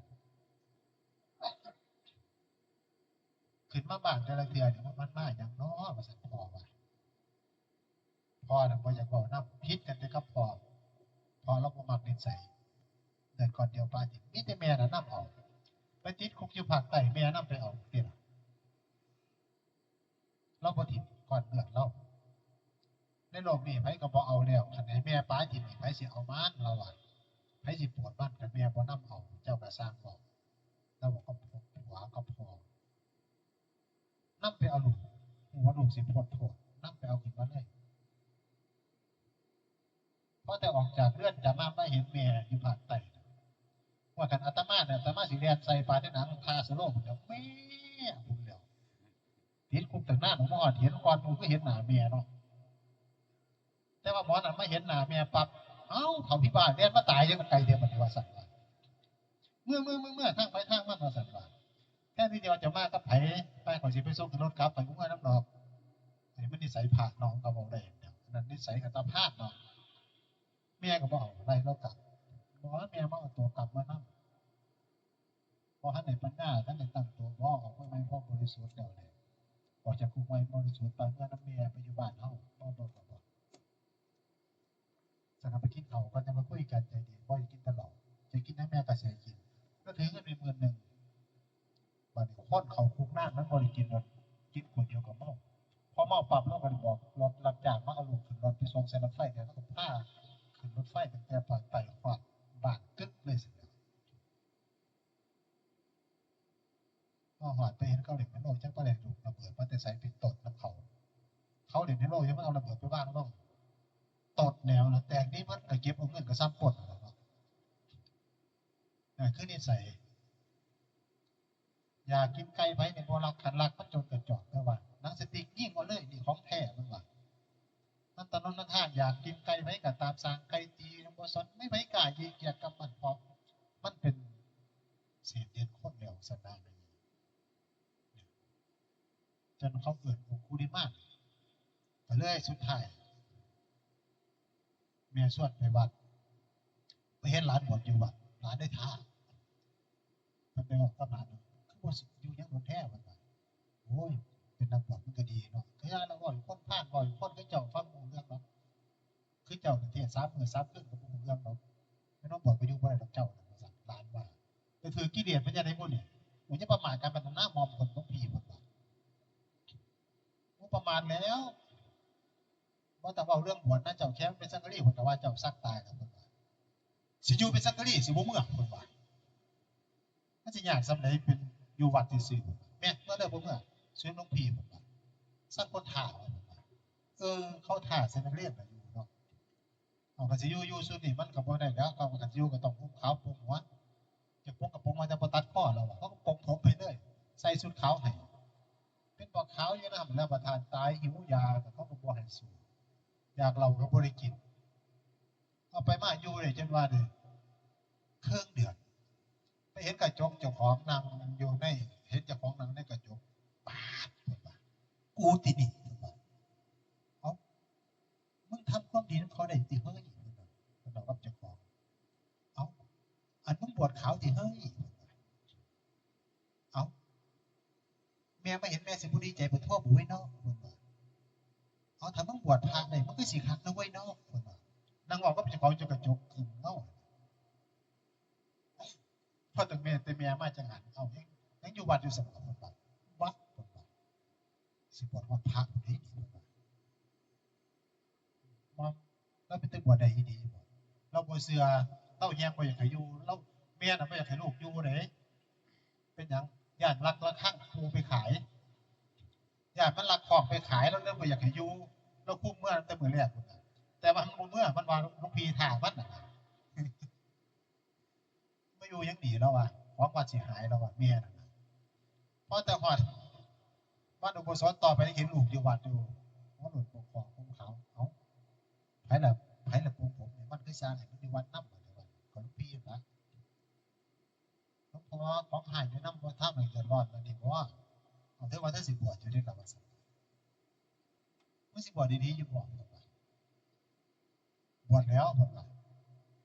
จะเหมือนเขาแต่ว่าสิบวชไม่ได้บวชเมื่อวันสักเดี๋ยวมาแล้วพวกเราแต่บวชเขาก็ไม่ได้บวชพระโปรแกรมบาทวันสักทางบวชดีๆลูกผู้ขาผู้กล้าเอาลูกกองบวชแล้วพอผู้กล้าตัวได้เป็นเจ้าภาพผู้เสื่อใจอันนี้พึ่งหามือบวชด้วยผู้ขาขอเวลาไปเกี่ยวของรับจากก่อนวันสักสิบไปสี่กองบวชสัตว์ก็ได้เมื่อหน่อยก็ได้ยินมันไอ้ผ้าขาวนั่นได้ยินแมวบอกว่าสิไปเกี่ยวของรับจากเงินนั่นก็มันซุ่มก่อนซุ่มไปเกี่ยวของรับจากมากไปใส่ดีค่าลอยเพิ่นมันสั่นไปสองข้ามหนึ่งเพื่อได้ยินแคนถึงเนี่ยแนมถึงเนี่ยหัวใจยางเมื่อน้ำตาไหลเมื่อสิเมื่อกุฏิมึงเห็นบ่มึงได้ยินเท่านั้นบอกว่าเท่านั้นคือแม่มึงผู้หญิงโสดนี่มีผู้เดียวผู้หญิงมึงเห็นบ่เราเกี่ยวของรับจ้างใส่ข้าวเราให้มึงสิไปเกี่ยวของรับจ้างมาซื้อกองบวชให้มึงถ้างานหนึ่งบริบวชมึงเอาหัวตีไม่ตายให้ประธานนักเลงไงให้เหลือใจเจ้าของว่าเจ้าของสัวแห้งกับสงสารแม่เห็นครูบายางผ่านมาญาติเขาหูว่าเจ้าของเป็นนักเลงมาก่อนให้ฝากเขาเป็นในห้องน้ำเอาผ้าเช็ดตัวเข้าผ่านหรือหันมาพับปิดหน้าเจ้าของไว้ให้เกือบพอชั่วโมงแล้วว่ะหลังจากนั้นออกมาก็ตั้งใจว่าต้องบวชก็จะได้มือบวชพอหอดมือบวชแล้วแม่กับพ่อกล้าข้าวมันได้แล้วของหีหายญาติมันโมกุฎขาก็เตรียมแต่บาทจีวรส่วนแต่พอที่แบบเขาได้มือบวชลูกก็ได้บัดไปไปเลยก็ได้ลูกเจ้าไปเลยลงไปก็อยากขายหนาโอ้ลูกกับพ่อกันยังมีไงมันมีทั้งพ่อทั้งเมียนั่นลูกสามคนงามคนดีบวชทั้งคนเจ้าสิบไปจังไหนก็สมบูรณ์ลูกใส่ลูกพ่อไปนี้ไปหลบพี่เจ้าไปกันเลยเอาไปถวายบาตรลูกนี้ไปเทศบาตรลูกต้องการไปหลบเป็นอะไรคนสมบูรณ์ลูกเราอยากพ่อเราอยากที่จะระวาเราก็เลยไปพ่อไปแล้วพ่อเงียบสงบสายเข้าไปวัดทุกคนเหลืออยู่บ้านจะคนเหลือตั้งแต่เท่าพ่อน่ะนั่งไปนั่งมากบ่อยดีๆพ่อขึ้นไปวัดบ้านวัดเมืองวัดบ้านนำซองกันหน้าวัดบ้านรถนี้กับพ่อยันจักรยานเจ้าไปประทานไปหอดไปนั่งสังเกตการหอดไปหอดกับเขากับเป็นเขาบวชเห็นลูกออกมาเห็นเสียงลูกคานหนากูก็สองวันเธอไม่พันเตขนลุกว่าเป็นพ่อดีใจว่าสวดได้ดีว่าผมมาข้าวเขาเอื่นหน้าเป็นพ่อนาก็แม่เขามาถวายนามาถวายบาตรเนี่ยมาถวายตอนแรกถวายบาตรไตกับคนพ่อหอดตอนถวายบาตรเป็นยังไงเพราะจะยืนบาตรให้ลูกคนนั้นเดียวให้ลูกไอ้พ่อแล้วมันจะเจ้าเสียทั้งมูเลยเจ้าปวดไอ้ที่น้องหลวงน้องพ่อยอมเมืองสุดสองจะให้น้ำเล่าที่หลังเจ้าปวดดีใจยังไงนะเหมือนกันเขาก็ดีใจสาธุนะโมสามตัวสมาพุทธสาเห็นว่าโอ้พอเราบวชเข้ามาเราถึงปฏิบัติอย่างขัดขึ้นกันเลยแต่เราก็นำผ่านแล้วอันนี้คือคุณค่าของศีลธรรมมันซักฟอกจิตใจของคนได้ซักฟอกผ่าขาวเขาได้ภาษาเขายาจิตคิดว่านับบุญทุนคนอื่นเนี่ยทุ ทุนอันยิ่งใหญ่คือร่างกายสังขารเราลงทุนสูงที่สุดมาบวชมาเฮียนมาเพียรน้ำกันก่อนสิเอว่าอาตมาจะถามจะข้ามว่ามู่เจ้าว่าหาคนบวชกับหากองบวชอีหยังง่ายกว่ากันนอกหากองบวชที่ผู้หาเด็กอาตมาเดินทุดงไปหอดอินเดียพี่น้องปีกายเดินทุดง8 ประเทศเดินออกประเทศไทยเขามาเลเซียเขาสิงคโปร์เขาอินโดนีเซียกลับเขามาอินเดียสิเขาเนปาลจังเขาสิไปสกอตแลนด์ไปไปอังกฤษไปจบยูเวลปีกายแต่พอไปหอดอินเดียเดินตีบุรัก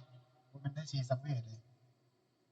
คือพี่น้องอาตมาอยู่ห่างหลายไปมาหลายปีจนรู้จักคุ้นเคยกันพ่อไปแล้วเขาเจ้าเดินน้ำทรงบ่คืออยู่บ้านเฮาได้อยู่บ้านเฮาก็คือญาติโยมที่เดินน้ำทรงหน่อยกันย่ำไหลผ้าไปเดินจังก็ไปแต่ก็ย้อนเขาเห็นภาพบ้านเฮาน่ะที่อาตมาผ้าเดินอาจารย์จรัญผ้าเดินจากวัดไตรสิกขาไปประธานพนมภาพนอกนั้นเขาเห็นพ่อพระสะดวงพวกอาตมาไปเดินเขาเลยถามมาเดินน้ำไหลบ่ออาตมาก็ว่าได้เนี่ยคือทุนอันสูงอย่าใส่ตะบาทก็ให้ผ้าเขาแปลฟังเขาได้เดินน้ำแล้วมีอีกคำหนึ่งคือติดสัญญาไว้คือว่าเขาอยากให้อาตมาไปจำพรรษาน้ำอาตมาเนี่ยบอกว่าถามมาก็ต้องมีผู้ปฏิบัติธรรมน้ำพวกเจ้าต้องขอวัดจำศีลน้ำที่สำคัญในมันนี่มาวัดกันเบิ่งกันเลยว่าคือเขายางทรงเหมือนละ40-50 คนเกือบ100 คนก็มีเขายางทรงเกือบเบิดมือก็มีเขายางทรงบ้านก็ยางทรงยางติดตามนะพวกไม่ออกเช่าขุดในตีบุรักในเมืองอินเดียอาตมาก็เลยว่าเอาฐานญาติโยมวาสุปชิกามาเดินทุดงน้ำธรรมญาตานำถึง300 คนมาจำพรรษาน้ำแผ่อาตมาก็เลยว่าไปส่วนมากเบิดตั้งแต่8 ขวบก่อน80 ปีบ่ถึงมันอยู่ดีไม่ใช่80 ปีมายางน้ำเกือบเบิดมือเนี่ยเงยเราขึ้นรถเมียเราก็ลงมายางน้ำเราก็ม้วนน้ำเราเอาจนว่าโรคประจำตัวเราหายไหมเรามาเดินเราเสื้ออาคารไม่ใช่นั่นก็ดีเดี๋ยวนี้แข็งแรงรอดถ่า15 ไปเดินอีกปีเนี่ยปีเท่าเจ้าเขามาเดินเมื่อแรกเขาจัดให้เกือบ500 คนเบิดมือมันขึ้นเบิ่งเขายาง300 คนจากไตรสิกขาเนี่ย100 คน400 คนมันยาวสั่นเลยมือต่อมา700 คนอาตมาเดินอยู่หัน20เกือบ20 วันเขาเจ้าเดินนับจนหอด1,500 คนพี่น้องเศร้าบุญฝนตกหนักจน7 วันเดินแบบจนมาอาตมากับพกาเขาขั้นเขาสิเหยียบว่าแต่ยุดปั๊บทั้งหลังนี่แง่คนเป็นพันเนาะแง่มากลูกผู้ขึ้นเลยถ้ายุดสันนำปนะที่ต้องลงทงหน้าหรือเขาสนามโรงเรียนเท่านั้นจะยุดได้ถ้าว่าสันคนไปยุดตอนหนึ่งยุดสลาดิมท่าพี่น้องแง่เข้ามาเบิดทั้งหลังเขาบอกว่าหยุดพอสิออกแล้วผู้บาออกบ่ได้จักเถื่อเขาแง่เขาแก่สลาหน่อยไปคนมันหลายนั่นแหละเมื่อว่าเขาเดินน้ำเต็มสัจจะเต็มคำขอปีวันหันอาตมาได้ไปจำพรรษาอยู่อินเดียไปจำแบบไปเผยแพร่ได้คืออยู่อีสานบ้านเท่านี้ยังถือตรงขวัญบิณฑบาตเป็นวัดทุกมือฉันได้บาทประจำจากคนบ่เคยใส่บาทแต่พี่นี้จำเคยใส่บาทเขาใส่ทุกมือ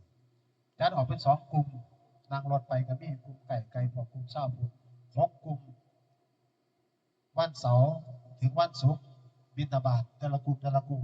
วันอาทิตย์บินอยู่หน้าวัดเขารวมกันใส่วันศีลเขาสิมาวัดมาวัดเดือนละ200-300 คนเอาศีลกับประมาณ60-70 คนเอาศีล8นี่คือเป็นผู้เบิกใหม่เลยสิ่งที่ไปเผยแผ่นำธรรมะกลับคืนสู่แดนพุทธภูมิอาตมาก็เลยบอกว่าถ้าหากว่าให้สมบูรณ์กว่านี้เด้ออยากเป็นพี่เป็นน้องต่อไปเอาลูกเอาหลานมาบวชน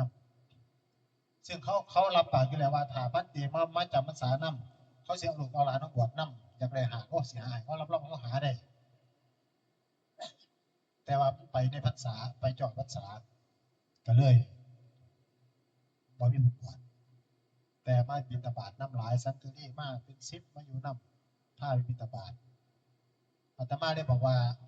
6พฤศจิกายนที่ประเทศไทยจัดบวชฟรีทุกปีเอาให้สิสมัครเป็นบวชน้ำอาทิตย์เดียวผู้สมัครเข้ามาเป็นเศร้า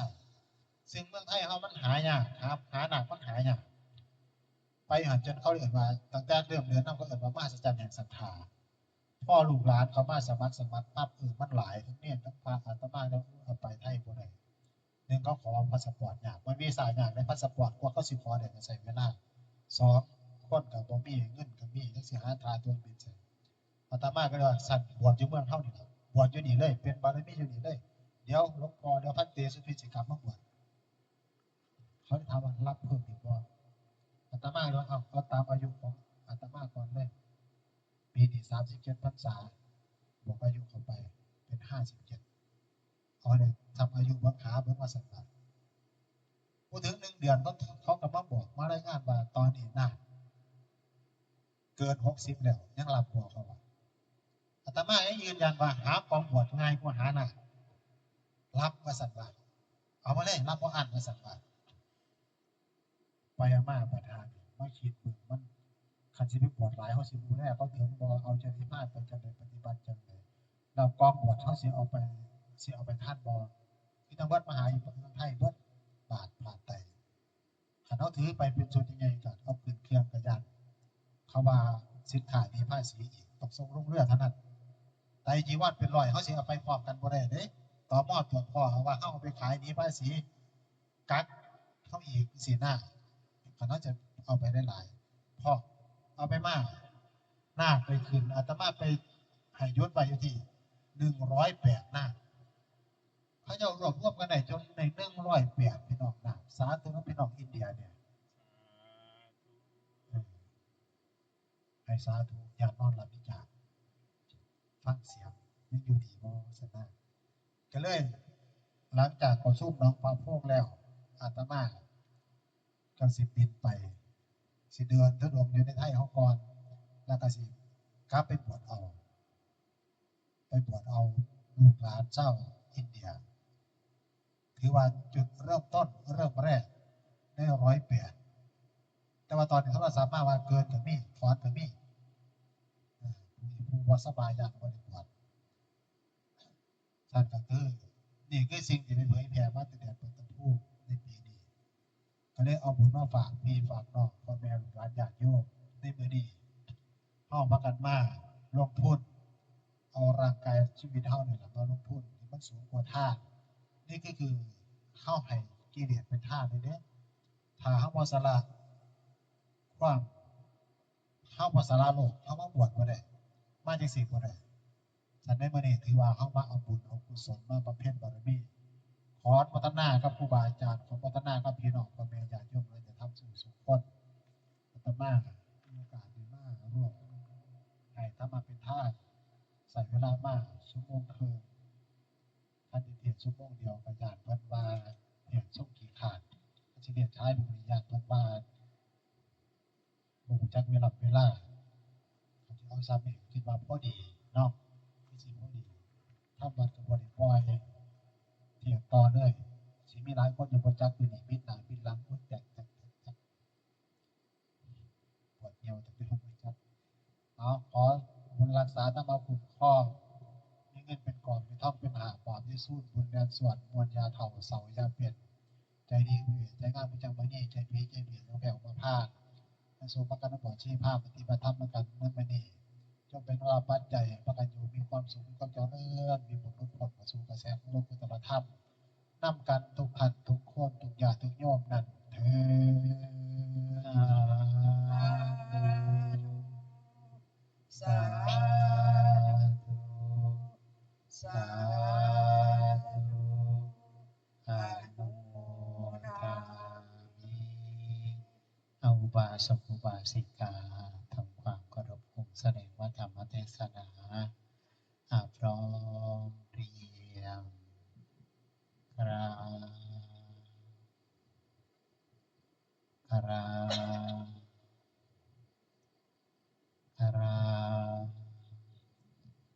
ขอความเมตตา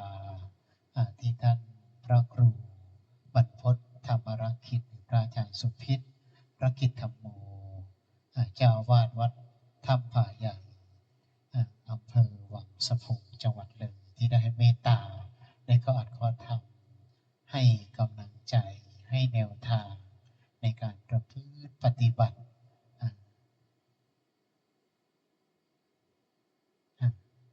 ก็ขอให้กลุ่มกัลยาณีวงศ์ใบบุญได้ถวายเครื่องสักการะทายธรรมแด่พระอาจารย์ก็ขอ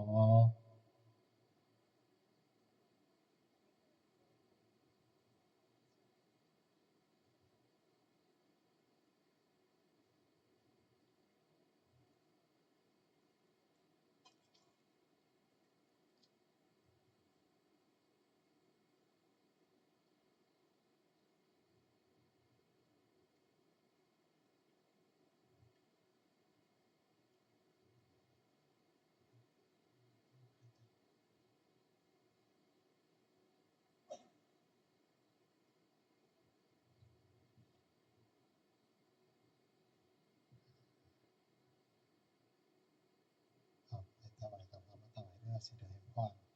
อาตมาสิไปแสดงธรรมยิมรับตะวันตีหาอยู่ที่วังสะพุงป้าดบัดนี้บุกไก่หลักสัตว์เคยไปเคยมาสำหรับผู้เดินทางแต่ว่าโชเฟอร์สิว่าไก่อยู่กับผู้จัก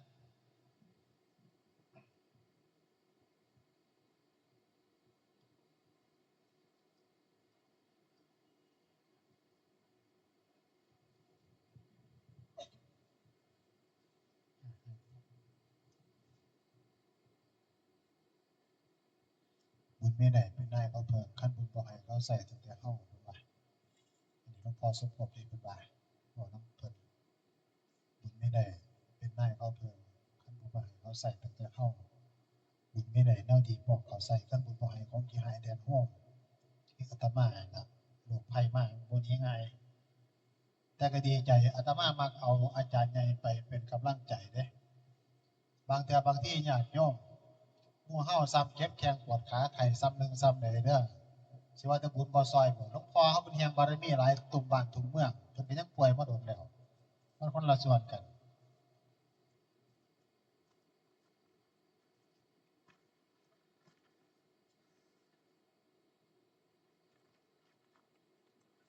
ของบวช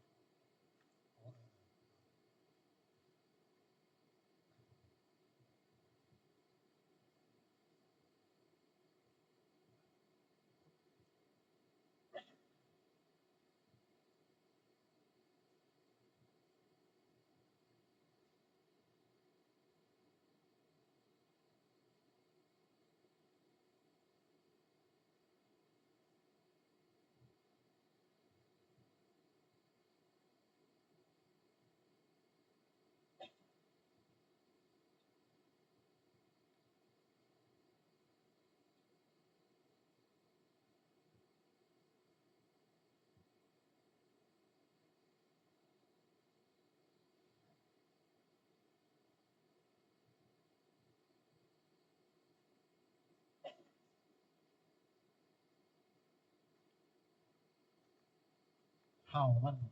นเบอร์หนึ่งของโลกพี่น้องในการปฏิบัติในการบวชชีพราหมณ์ในการสวดมนต์เป็นพี่น้องอินเดียเพิ่นโอ้ยเพิ่นก็อยากเฮ็ดเป็นอยากปฏิบัติเป็นอาตมาก็สอนเพิ่นก็สอนอาตมาเรื่องของเรื่องนี่พี่น้องหลายคือเรื่องเดินเด้ปีเดินไปจากประเทศไทยเฮาหั่นน่ะเดินจากวัดถ้ำผาใหญ่ไปต้นภาษีมาพวกพุทธคยาคือผ่านรัฐนี่เดินผ่านรัฐตริปุระเดินผ่านรัฐอรุณจันทร์อัสสัม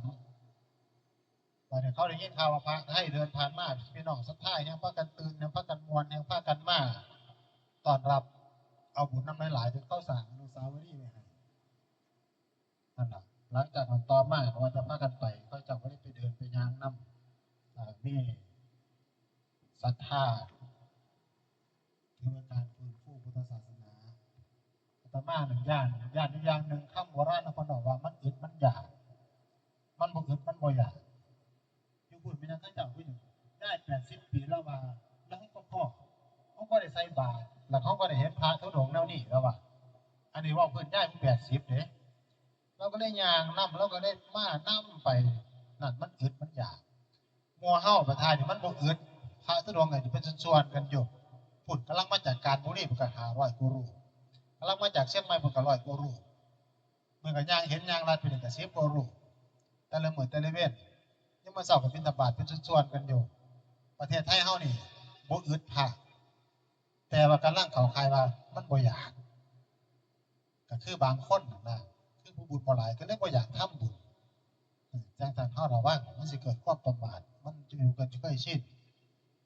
มันจะอยู่จนเคยชินแล้วมันสิบ่ได้บุญไปนำ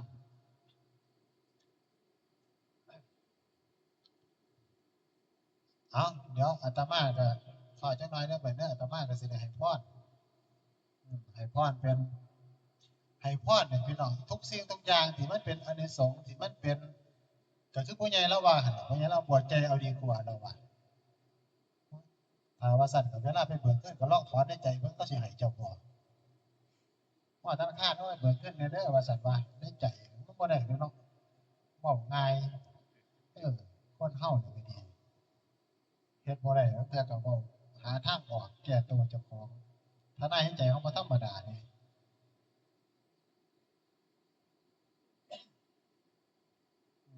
ซั่นเฮามาตั้งอกตั้งใจในการเฮามาปฏิบัติซ้ำนี่มันได้มาทำบวชกับครูบาอาจารย์7วันเพิ่นเปิดให้เฮาโอ้ยนิดเดียว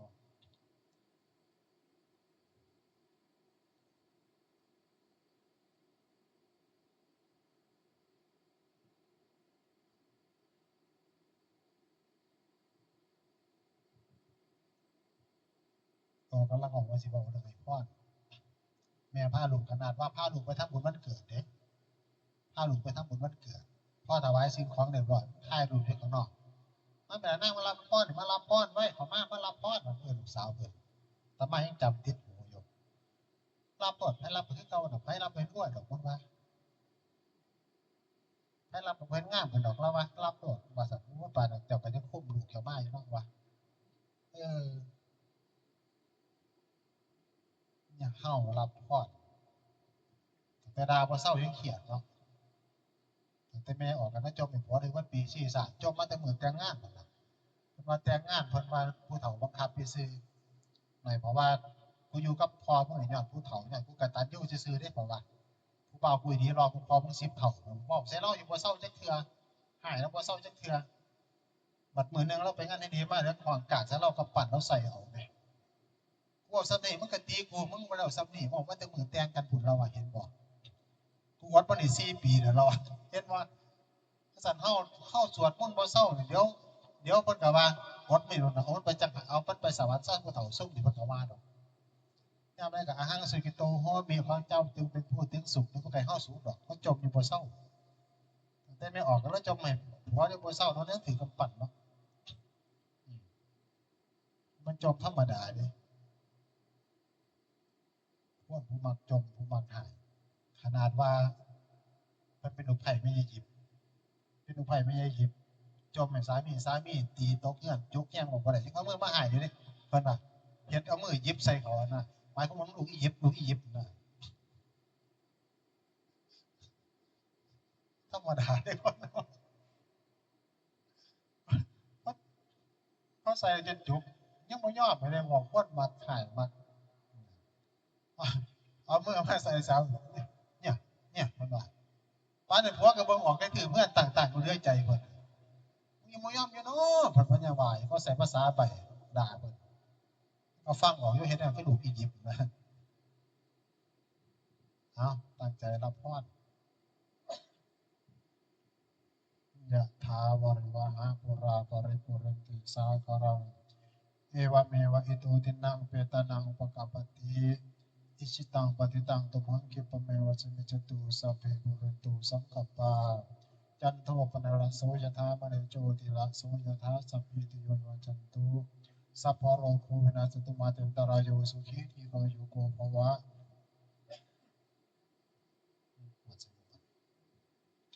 อภิวาทนาสิริสนิจังุตาปัจจายโนจัตตารโอธรรมาวัฏันติอายุวันโนสุขังภะลังสาธุ